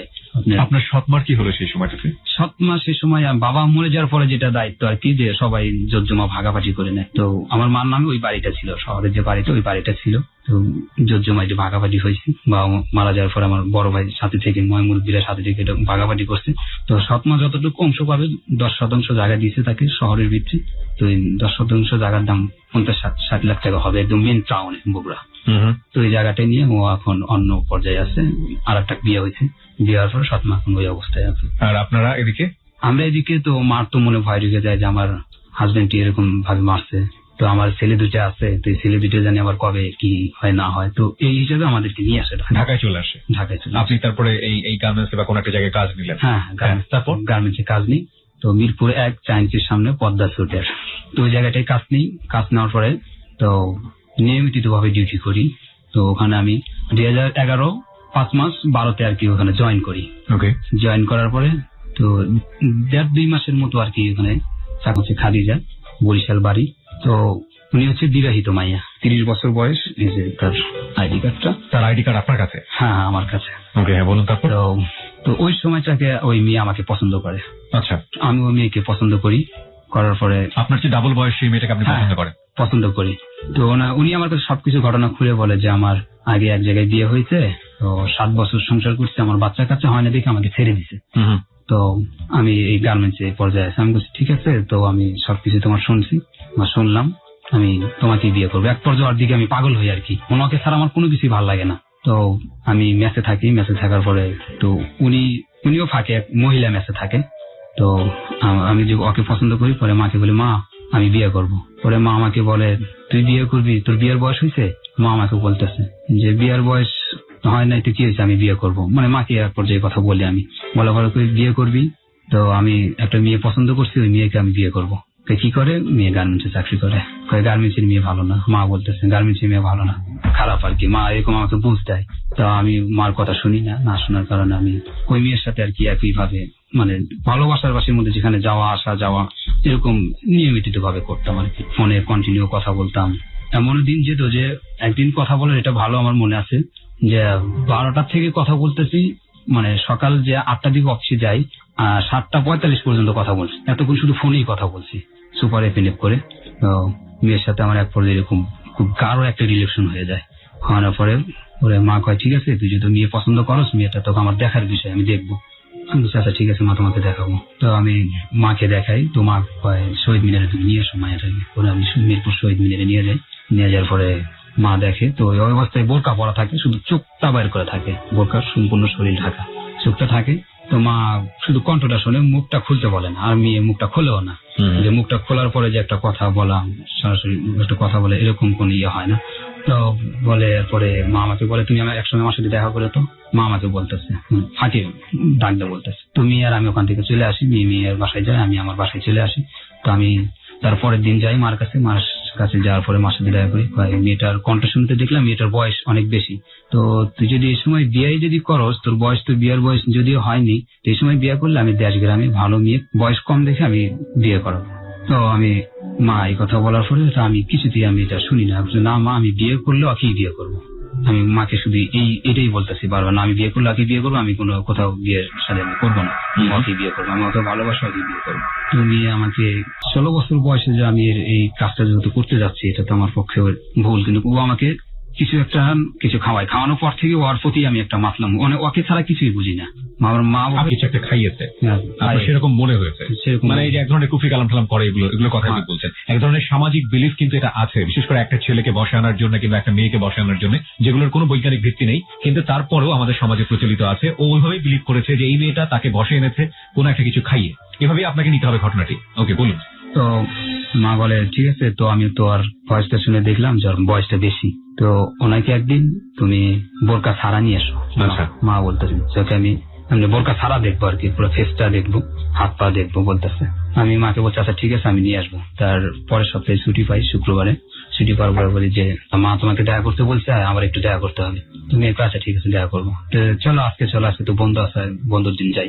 পরে ওই মেয়েটাকে নিয়ে আসি, তো ওনাকে বলে যে বোরকা ছাড়া যেতে হবে। উনি আবার বোরকা ছাড়া কোথাও যেত না, বোরকা পরে যেখানে মার্কেটে বা অন্যান্য কোথাও জায়গায় গেলে বোরকা পরে যেত। তো আমি বলছি যে তুমি বোরকা ছাড়া যাও শহীদ মিনারে, মা তোমাকে দেখবো, বোরকা ছাড়া দেখবো। ওকে আমি এটা খুলেই বলি। বলার পরে তো উনি বোরকা পরেই আসবে। তো আমি বলছি তুমি যদি বোরকা পরো তাহলে তোমার সাথে কোনো কথা নেই, তুমি তো সব দিনই বোরকা পরো। তো আজকে মা দেখতে চাইছে, তো তুমি বোরকা ছাড়া আসবা, তো সমস্যা কি তোমার? তো অফিসে কাজ করো, হাজার হাজার মানুষের সামনে কাজ করো বোরকা খুলে, আর রোডটা যাওয়ার সময় কজনে তোমাকে দেখে? আর কতক্ষণ তুমি রোডে থাকো? তুমি বোরকা পরে রোডে চলাফেরা করো, আর অফিসে তুমি বোরকা খুলে রাখো। তো এরকম কথা বলার পরে উনি বোরকা খোলার পরে আমার সাথে চলে আসে। পরে মা দেখে, মা দেখার পরে বলতেছে তোর চোখ এত খারাপ হয়ে গেছে, তুই একটা বয়স্ক মেয়ের দিকে তুই নজর দিছিস, বয়স্ক মেয়ে। তো মা বুঝতে পারে যে এক পর্যায়ে আমাকে এরকম ভাবে আর কি পাগল করছে, আমার ছেলে এরকম না। তো আমি তো ছোট থেকে ঘৃণা করতাম বয়স্ক মেয়েদেরকে, বা বয়স্ক একটা মেয়ের সাথে বা ছোট ছেলে ফেলে দেখতে, বা বড় ছেলেদের সাথে বয়স্ক কম দেখলে এরকম যে কার সাথে কি করে হ্যান, এটা আমি বলতাম আর কি। তো মা বলে যে তুই এই সমস্ত কথা বলতি, অন্যজনের বউকে তুই ঘৃণা করতে, যাওয়ার বউ ভালো না, ওর বউ বয়স বেশি, তো তুই এরকম ধরনের কাজ কিভাবে করস? আমি বলছি না মা, আমি একই বিয়ে করব, তুমি আমাকে বিয়ের ব্যবস্থা করে দাও। পরে আমার চাচাকে ফোন দেয়, আমার ফুবাকে ফোন দেয়, আমার বড় ভাই যিনি রাজনীতি করে উনি বড় ভাইকে ফোন দেয়। ফোন দেওয়ার পরে বড় ভাই আসে, বড় ভাই আসলে ফুবা আসে, চাচা আহে, মা আহে, চারজনে আসে। মানে আমি অফিসে যাব 8টার দিকে, ওরা আর কি আমার মেসে ঢোকে। মেসে ঢোকার পরেই আমাকে ওই অবস্থায় থানাটা সামনে থেকে নিয়ে যায়, যে তোর এখন থেকে তুই খাইতে পারবি না, এখন থেকে খাইতে পারবি না, দেশে যেতে হবে তোকে। মানে ওই মেয়েটার থেকে আমাকে আলাদা করবে। ওকে। তো ওই সময়টাতে আসে, তো আমার অনেক খারাপ লাগে। চিড়িয়ার আওয়াজ, যদি আমার কাছে ফোন না, কোনো কথা না আসে, আমাকে নিয়ে যেতে যাচ্ছে, আমি তো মেয়ে কাছে যাবো না। আমি বলছি মা তুমি যে বিয়ের কথা বললা, তো বিয়ের কি হবে? আমি ওকে বিয়ে করবো। কয় তোকে গ্রামে বিয়ে করাবো। যখন এই কথাটা বলে তখন আমি ওই ওয়ালের ভিতরে একটা ঘুষি দিই, আমার হাত দিয়ে নিয়ে ওয়ালের ভিতরে একটু ঘুষি দেওয়ার পর ওই জায়গায় আমি পড়ে যাই। তো চাচা আমাকে উঠানোর পরে একটা থাপ্পড় দেয়, থাপ্পড় দেওয়ার পরে ওখান থেকে নিয়ে যায়, মানে মিরপুর মাজার রোড থেকে কোনাবাড়ি বাস স্ট্যান্ড বলা হয়, ওখান থেকে কোনাবাড়ি পর্যন্ত যায় একটা গাড়ি, আনন্দ সুপার। তো আমার মেজো ভাই ওখানে চাকরি করে। ওকে। তো ওই কোনাবাড়ি স্ট্যান্ডে যা আনন্দ সুপারে গাড়িতে উঠি, তো আমার কাছে চাচা বহে, চাচাকে আমি ভয় পেতাম। আর মা আর ভাইয়া আর এক সিটে বসে, মানে আমার সামনের সিটে বসে, আর যে ফুফা আছে উনি পিছিয়ে বসে। আমি যে চাচার সাথে বসে আছি, আমি জানালা সাইডে আছি, যে আমি মেয়েকে ছেড়ে কোনোভাবেই যাবো না। আমাকে আনছে, মানে ট্রেনে ছেড়ে নিয়ে আসি, আমার পায়ে জুতা নেই, আমি খালি অবস্থায়, খালি গায়ে, মানে একটা এই যে এরকম স্যান্ডেল গেঞ্জিটা পরা থাকে আর ফুল প্যান্ট পরা থাকে, অবস্থায় মানে 7টা পরে অফিসে যাবো, এই অবস্থায় আমাকে নিয়ে আসে। এসে পরে আনন্দ সুপারে গাড়িতে ওঠানোর পরে আমি ওই জানলাটা দিয়ে আসি। তারপর আমি ওকেই বিয়ে করবো। হ্যাঁ, আমি ওকেই বিয়ে করবো। আমি খালি এটাই বলতেছি, আমি ওর কাছ থেকে দূরে সরে যেতে চাচ্ছি না, আমি মিরপুরে থাকবো, আমি ওকেই বিয়ে করবো, আমি ওখানেই থাকবো। আমি এটাই বারবার ওদেরকে বলতেছি যে আমি গ্রামে বিয়ে করবো না। তো চাচা আমার অনেক বুঝায়। তো আমি লাভ দিতে চাইলে চাচা আমাকে মানে মাত্রা ধরে। তো চাচা টান দেওয়ার পরে আমি চাচাকে মারি ওই গাড়ির ভিতরে, এই চলের ভিতরে 2-3টা ঘুষি দিই। ঘুষি দেওয়ার পরে চাচা আমাকে গাড়ির ভিতরে লাইট চাই, মানে গাড়ি তো সিটিং সার্ভিস সব সিটি বসা, ফাঁকা জায়গা কোনো নেই, মানে এই জায়গাতে ছোটে ওই ড্রাইভার পর্যন্ত নিচ্ছে, ওই জায়গাতে ছটাইতে আবার এদিকে যাত্রী ছিল না গাড়িতে? যাত্রী ছিল, মনে হয় আমার মুরব্বীরা আমাকে শাসন করতেছে, যাত্রী বাসের মধ্যে যে সমস্ত ব্যবহার করতেছি, জোরে জোরে কথা বলতেছি, অশ্লীল আচরণ করতেছি, এটা তো যাত্রীরা দেখতেছি, এই জন্য কিছু বলে নাই। তো আমি যাই, তো আমার মেজো ভাইটা, আমি ওনার কথাই সবসময় ওনার কথাই সম্মান করতাম। আমার মেজো ভাইটা অনেক নরম মানুষ ছিল। তো উনি আমাকে বুঝাইতো, ভাই তুই আমার ছোট, তো তুই যদি এখন বিয়ে করস তো আমার মান সম্মান থাকে কই, যে বড় ভাইয়ের আগে ছোট ভাই বিয়ে করে, তো এটা আবার কোন ধরনের কথা হয়? তুই বিয়ে করিস না, তুই যদি বিয়ে করার যদি মন থাকে, তুই যদি বিয়ে করস তাহলে আমাদের গ্রামে মেয়ে দেখে শুনে বিয়ে করাবো, কিন্তু গার্মেন্টসের বিয়ে। এটা আমার ভাই বলতেছে। আমি বলছি না ভাই, দেখো আমি অনেক ভালোবাসি, আমি ওকে বিয়ে করবো। কয় তোর তো অনেক ডাবল বয়স, এই কথা বলতেছে। তো আমি বলছি ডাবল বয়স আছে, থাক, এটা সমস্যা নেই, আমার বয়স পূর্ণ হলে এটা ঠিক হবে। তো আমি ওকে এরকম বুঝে বলার পরে তো উনি আমাকে অনেক রিকোয়েস্ট করার পরে 3 দিন ওই ওর কাছে রাখার পরে ওখান থেকে আর আমাকে নিয়ে যায় না। তো আমার ফুফা, চাচা, বড় ভাই ওই ভাইয়ের বাসায় থাকে। তো আমাকে 3 দিন বুঝায় আমার ভাই। তো ওর কথা আমি সম্মান করতাম, ওর কথা আমি শুনতাম। তো উনি আমাকে বুঝানোর পরে 3 দিন পরে ওই মেয়েটা আমাকে ফোন দেয়, তুমি এইভাবে আমাকে খেয়ে গেছো। এই মেয়েটা খাদিজা ফোন দেয় যে তুমি আমাকে এরকম ভাবে খেয়ে গেছো, তুমি হয়তো ভালোবাসো না। ওর কথাটা, কণ্ঠটা যখন আমার কানে আসে তখন আমি ঠিক থাকি না, মানে আমি ওর কাছে কিভাবে ছুটে আসবো, আমি খালি এটাই চিন্তা করতেছি। পরে ঘরের মধ্যে সবাই থাকে, চিপি দেখে সবাই, আমি মোবাইলটা চিপটা ফালাই দিই, ব্যাটারি এক জায়গায়, সিম এক জায়গায়, মেমোরি ছিন্ন বিচ্ছিন্ন হয়ে যায়। পরে আমি ওই অবস্থায় রুম থেকে বের হই। তুই মোবাইল করলি, আমি কিছু এমনিতে আমার করতেছি না, আমি মানে একজনের সাথে কথা বলে রাগারাগি, মানে ওই কথাটা বলে এটা আমি শুনি, কিন্তু ওর কথাটা ওদের সামনে উত্তর দিচ্ছি না, আমি গোপন করছি আমি। তো ওই সময়টা বের হই, তো আমার পকেটে টাকা আছে না সেটা আমি খেয়াল করিনি। আমি কোনাবাড়ি যাই, যাওয়ার পরে গাড়িতে উঠি, আনন্দ সুখে গাড়িতে উঠে আবার মিরপুরে চলে আসি। তো অর্ধেক পথে আসতে হেল্পার আমার কাছ থেকে বাড়া চাচ্ছে যে ভাই কোথায় যাবেন, মিরপুরে যাবো। তো মাঝ পথে আসার পরে কন্ডাক্টর আমার কাছ থেকে টাকা চাওয়ার পরে আমি পকেটে থাকার কারণে ও আমাকে মাঝ পথে নেমে দিতে চায়। টাকা নাই, তো গাড়িতে উঠছে কন্ডাক্টর আমাকে বলতেছে। আমি বলছি ভাই আমি ওই বাস স্টেশনে নেমে মিরপুরে মাজারের ওখানে নেমে আমি তোমাকে, আমার পরিচিত দোকান আছে ওখান থেকে তোমাকে টাকা দিয়ে দেবো। তো আমার তো পরিচিত দোকান নাই, তারপরে ওখানে আমি মিথ্যার আশ্রয় নিতেছি মিরপুর আসার জন্য আর কি। পরে ও মিরপুর আসে, তো আমার কাছ থেকে আর ভাড়া টাড়া নেয় না। আচ্ছা, আমি ওখান থেকে মেয়ের কাছে চলে আসি। ওই খাদিজা অফিসে থাকে, তো ওনাকে আমি ফোন দিই, ফ্যাক্টরি থেকে ফোন দেওয়ার পরে বলতেছে আমি তো মিরপুরে চলে আসছি, তুমি অফিস থেকে বসের কাছে ছুটি নেওয়া তুমি আমার কাছে আসো, আমি গার্মেন্টস সাইটে আছি কোয়ার্টারে, সরকারি কোয়ার্টারে। তো উনি বসের কাছ থেকে ছুটি নেওয়ার পরে আমার কাছে আসে। আমাকে দেখো, আমাকে তো এরকম ফুফা, বড় ভাই, চাচা, মা এখান থেকে নিয়ে গেছে, তো আমি ওদের কাছে তুমি ফোন দিছো, তো তোমার কথাটা শুনে আমি ঠিক থাকতে পারিনি, এভাবে ছুটি চলে আসছি তোমার কাছে। তো 3 দিন আমি তোমাকে আসছিলাম, তোমার কি অনেক খারাপ লাগছে? তো উনি আমাকে কান্না করে বলে, হ্যাঁ আমার অনেক খারাপ লাগছে, তুমি 3 দিন ধরে আমার কাছে কোনো ফোন দাও না, তোমার ফোন বন্ধ।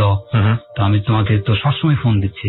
আমি বলতেছে, আমি দেখো আমার ফোন তো এরকম আমার ফ্যামিলির লোকজন আটকে রাখছে, আমার ভাইয়ের মোবাইলে যখন সিমটা উঠেছি তখনই তোমার ফোনটা গেছে। আমি বুঝতে পারছি যে তুমি আমার ফোনে সবসময় ফোন দিতেইছ, নাহলে আমার সিমটা ঢোকার পরেই ফোনটা যায় না। তো বলে যে আমি যে মেসে ছিলাম ওখান থেকে তো তারা নিয়ে গেছে, ওখান থেকে তো ওখানে যাওয়া তো সম্ভব না, তো আমি এই মুহূর্তে কোথায় যাবো? তো বলে যে আমি যেখানে খাই তো ওখান থেকে ভাতটা আনে তোমাকে খাওয়াতে পারবো, কিন্তু আমার জায়গাতে তোমাকে রাখতে পারবো না। নিয়ে বলতেছে, আমি বলতে আমি কোথায় থাকবো? তো ঢাকা শহর ভাই সবাই একবেলা খাওয়া দেয়, কিন্তু থাকার জায়গাটা দেয় না। তো উনি আমাকে ভাত এনে খাওয়ায়, আসি দুপুরের সময় আসার পরে দুপুরে ভাত খাওয়াই, রাত্রে খাওয়ানোর পর আমি থাকার কোনো জায়গা পাই না। পরে আমাকে উনি পরামর্শ দেয় যে তুমি ওই ফ্যাক্টরি সিকিউরিটির সাথে কথা বলো, তো সিকিউরিটি তো ফ্যাক্টরিতেই ঘুমায়, তো ওদের খাটটা তো অনেক বড়, তো ওদের সাথে তুমি থাকতে পারো। পরে আমি সিকিউরিটি যে কথা বলি, না আমি তো 3 দিন অ্যাবসেন্ট করলাম, তো আমার বাড়িতে সমস্যা হয়েছিল, আমি বাড়িতে গেছি, মানে মিথ্যার একটা কথা বলে। আমি মেয়ের বেলায় কোনো কথা বলি না যে মেয়ে নিয়ে আমাকে আমার ফ্যামিলি আমাকে এইভাবে নিয়ে গেছে, এই কথা তাদের বলি না। বললে যদি আমাকে জায়গা না দেয়, তো থাকি নানার কাছে, সিকিউরিটি নানার কাছে থাকার পরে তো ওই নানা নেশা করতো। আচ্ছা, নেশা করতো মানে উনি বয়স্ক বলতে কি সিকিউরিটি হিসাবে আর কি নানা বলতাম তাকে। বয়স তেমন ছিল না, 40-42 এরকম ছিল। উনিও গাঁজা খেত, ওই সিকিউরিটি গাঁজা খাওয়ার ফলে তো ওনার যে গন্ধটা, ওই গন্ধটা আমি থাকতে পারতাম না। আচ্ছা, ধূমপান যেটা গাঁজার গন্ধ, এই গন্ধটা আমার সহ্য হতো না। তো ওনার কাছে আমি 5 দিনের মতো থাকি। তো 5 দিনের মতো থাকার পরে আমি আমার ওই খাদিজাকে বলি যে দেখো আমার তো ওখানে থাকতে সমস্যা হচ্ছে, তারা নেশা করে, তোদের কাছে থাকা আমার চলবে না, তো তুমি কি বলো? মাসের 16-17 তারিখ এরকম। তো উনি বলে যে দেখো 1 তারিখ ছাড়া তো রুম ভাড়া হয় না, তো এই 15 দিন তুমি কিভাবে থাকবা, যেহেতু ওর কাছে থাকতে পারতেছো না। আমি সিকিউরিটির কাছে 5 দিন থাকি কষ্ট করে। তো এর মধ্যে আপনার বাড়ি থেকে কোনো যোগাযোগ করা হচ্ছে না আপনার সঙ্গে? না, আমার কাছে আমার তো ফোন নেই। আচ্ছা, সিম সব ফালাই দিয়েছি। তো ওই মেয়ের কাছে ফোন করে, আমার মা ফোন করে যে আমার ছেলে তোমার কাছে গেছে কিনা, হ্যান ত্যান।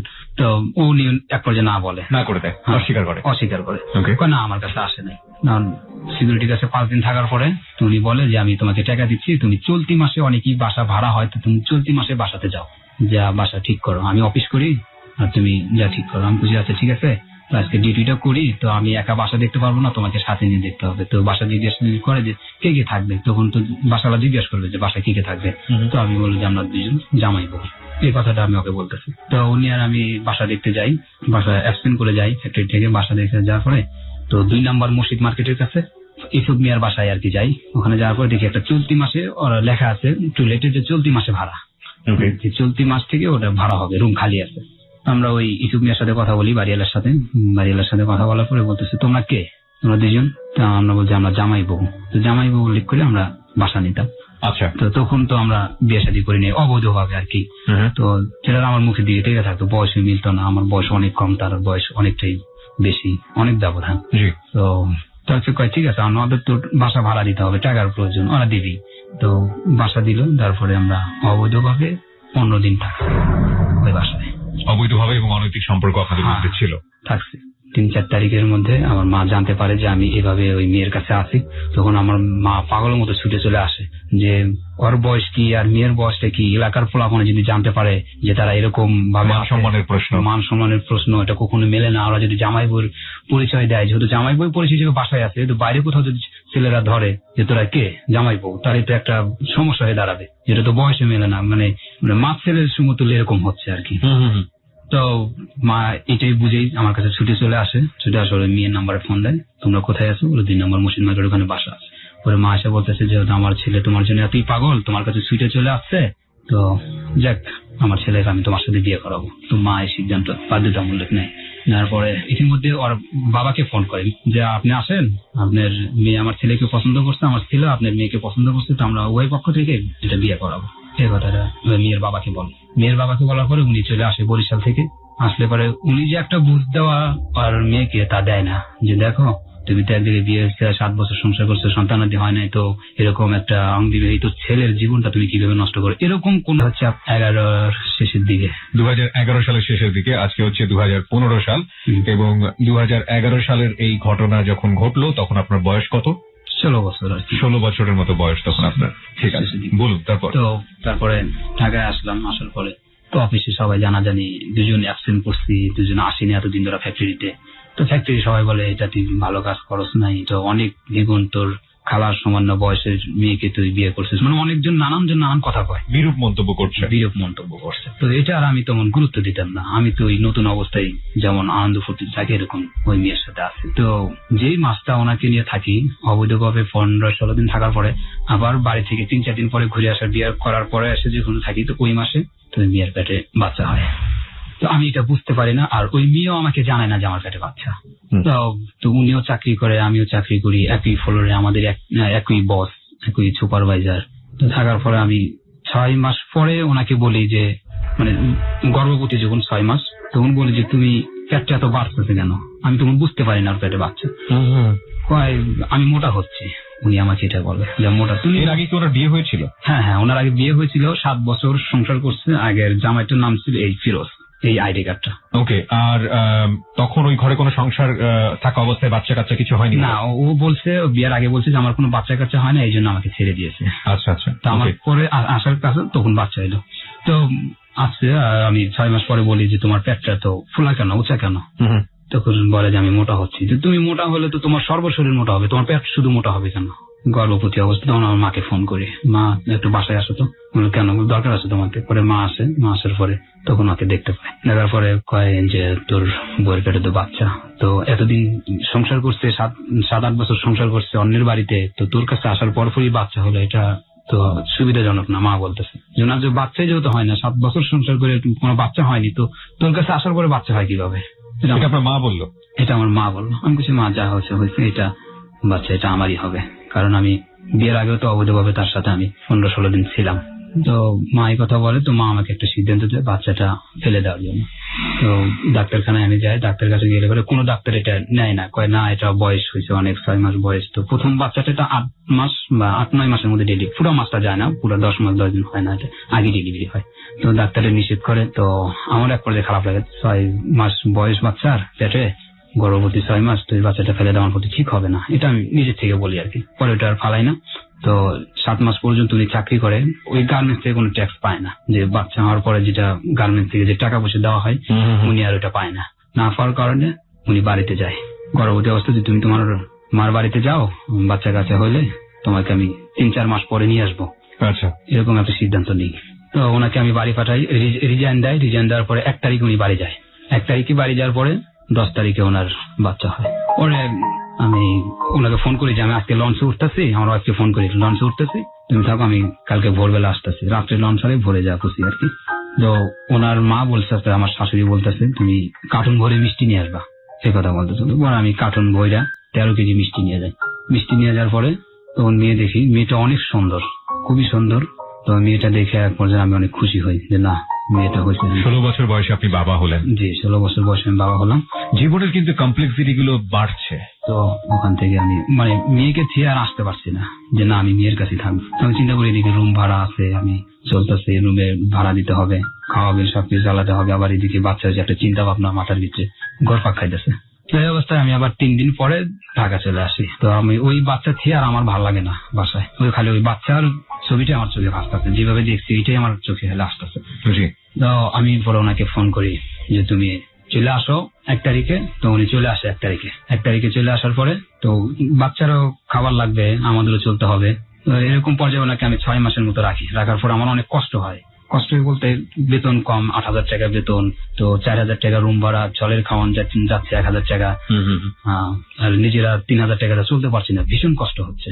এই পরিস্থিতি 6-7 মাসের মতো তাকে রাখি। রাখানোর পরে আমি ওনাকে বলি তুমি দেশে চলে যাও, বেতনটা বাড়লে তুমি আসো, জানুয়ারিতে বেতন বাড়বে, তুমি বেতনটা বাড়লে তুমি চলে আসো। কাছে ঠিক আছে। পরে ওনাকে আমি বাড়ি পাঠাই। বাড়ি পাঠানোর পরে ওই ফলের একটা মেয়ে থাকে, সোনিয়া নাম। তো ওই মেয়েটা আমার এক পর্যায়ে আমার বউ আমার কাছে না থাকার কারণে আমার একটা মানে ওই একটা মেয়ের দিকে একটা নেশা চলে যায় আমার। পরে উনি চলে যাওয়ার পরে তো আমি আর ওদিকে তেমন খোঁজ খবর নিই না, বউয়ের তেমন আর খোঁজ খবর না, সরকারের কোনো খোঁজ খবর নিই না। তো ওই মেয়েটার পাল্লায় পড়ে গেছি। তো উনি আমাকে বলছে যে আমি আপনাকে বড় ভাই ডাকবো, আপনার আমি ছোট বোন। তো মেয়েটা বয়স কম ছিল, হেল্পারি কাজ করতো। তো ওই মেয়েটা নবাবগঞ্জে থাকতো, দোহা নবাবগঞ্জ, এই গুলিস্তান থেকে যেতে হয়, সেখান থেকে যেতে বেশি সময় লাগে না। তো ওনার সাথে একই মেসে থাকতাম। মেসে থাকার পরে অনেক কিছু করতাম। বুঝতে পেরেছি আপনি অনৈতিক বিভিন্ন রকমের কাজ, বিভিন্ন ধরনের অনৈতিক কাজ, জঘন্য কাজ করতাম ওর সাথে। তো উনি আমাকে আর কি একটা বটে ফালাতে চায়। উনি যে খারাপ এটা আর আমি জানি না, ওনার খারাপ পদ্ধতিটা ওনার বাড়িতে যা শুনতে পাই। তো সেটা আপনি পরে শুনতে পেয়েছি, কিন্তু আপনি যে কাজটা করছেন সেটাও তো খারাপ কাজ। সেটা তাকে জাজ করবেন কেন? সে তো আপনার সম্পর্কে জানতো, সবকিছু জানতো, আপনি বিবাহিত, আপনার একটা মেয়ে আছে, সবকিছু জানতো। জানার পরও আপনাকে এই সুযোগগুলো দিয়েছে, আপনি জেনে শুনেই ওকে এভাবে নিয়েছেন। ওকে এইভাবে নিয়েছে। তারপর তো উনি বাড়িতে যায়, যার পরে বলতেছে ভাইয়া আমি তো অসুস্থ, বাড়িতে আপনি আমাকে নিয়ে যান। উনি এই কথাটা বলতেছে। তো আমি যাই। যার পরে আমার কাছে টাকা থাকে, অল্প কিছু টাকা থাকে, মানে যাতায়াত ভাড়াটা থাকে দুজনের। তো আমাকে বলি দেখো তুমি চলে আসো।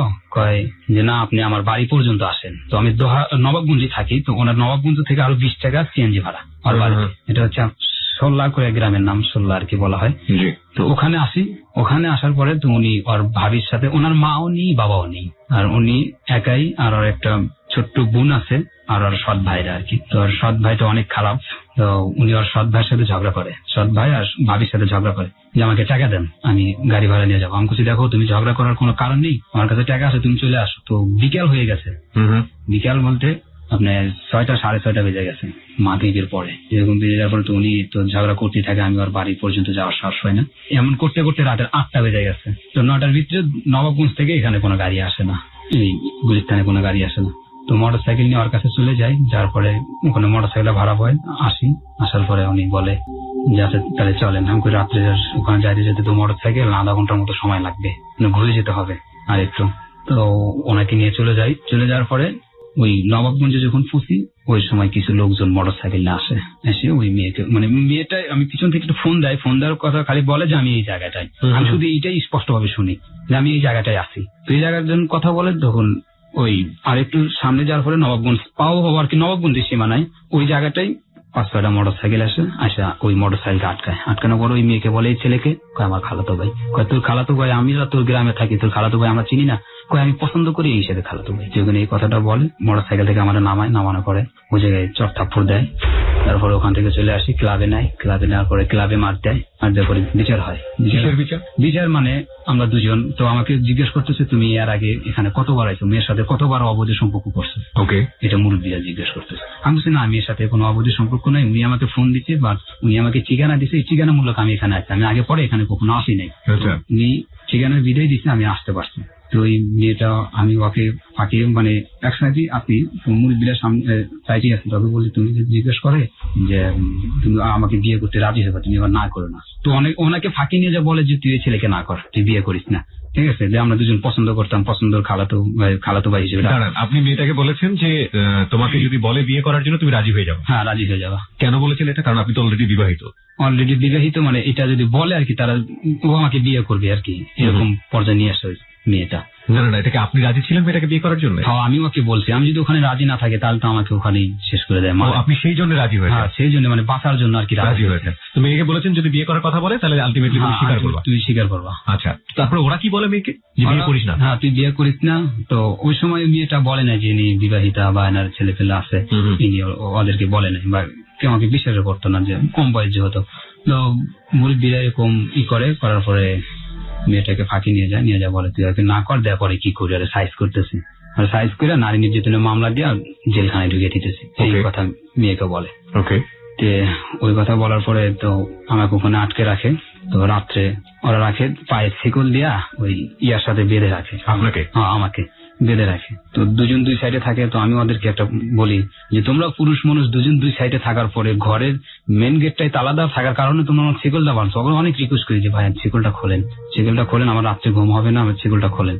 তো ওদেরকে বলে ওই কথা বলি না, আমাদের মুরব্বীর নিষেধ, শিকল খোলা নিষেধ, আমরা শিকল খুলতে পারবো না। তো ওরা দুজন দুই সাইডে থাকে। তো রাত্রে আমার একটু কম হয় না, না হলে পরে মার কাছে ফোন করি, মাকে ফোন করলে পরে মা ছুটে চলে আসে।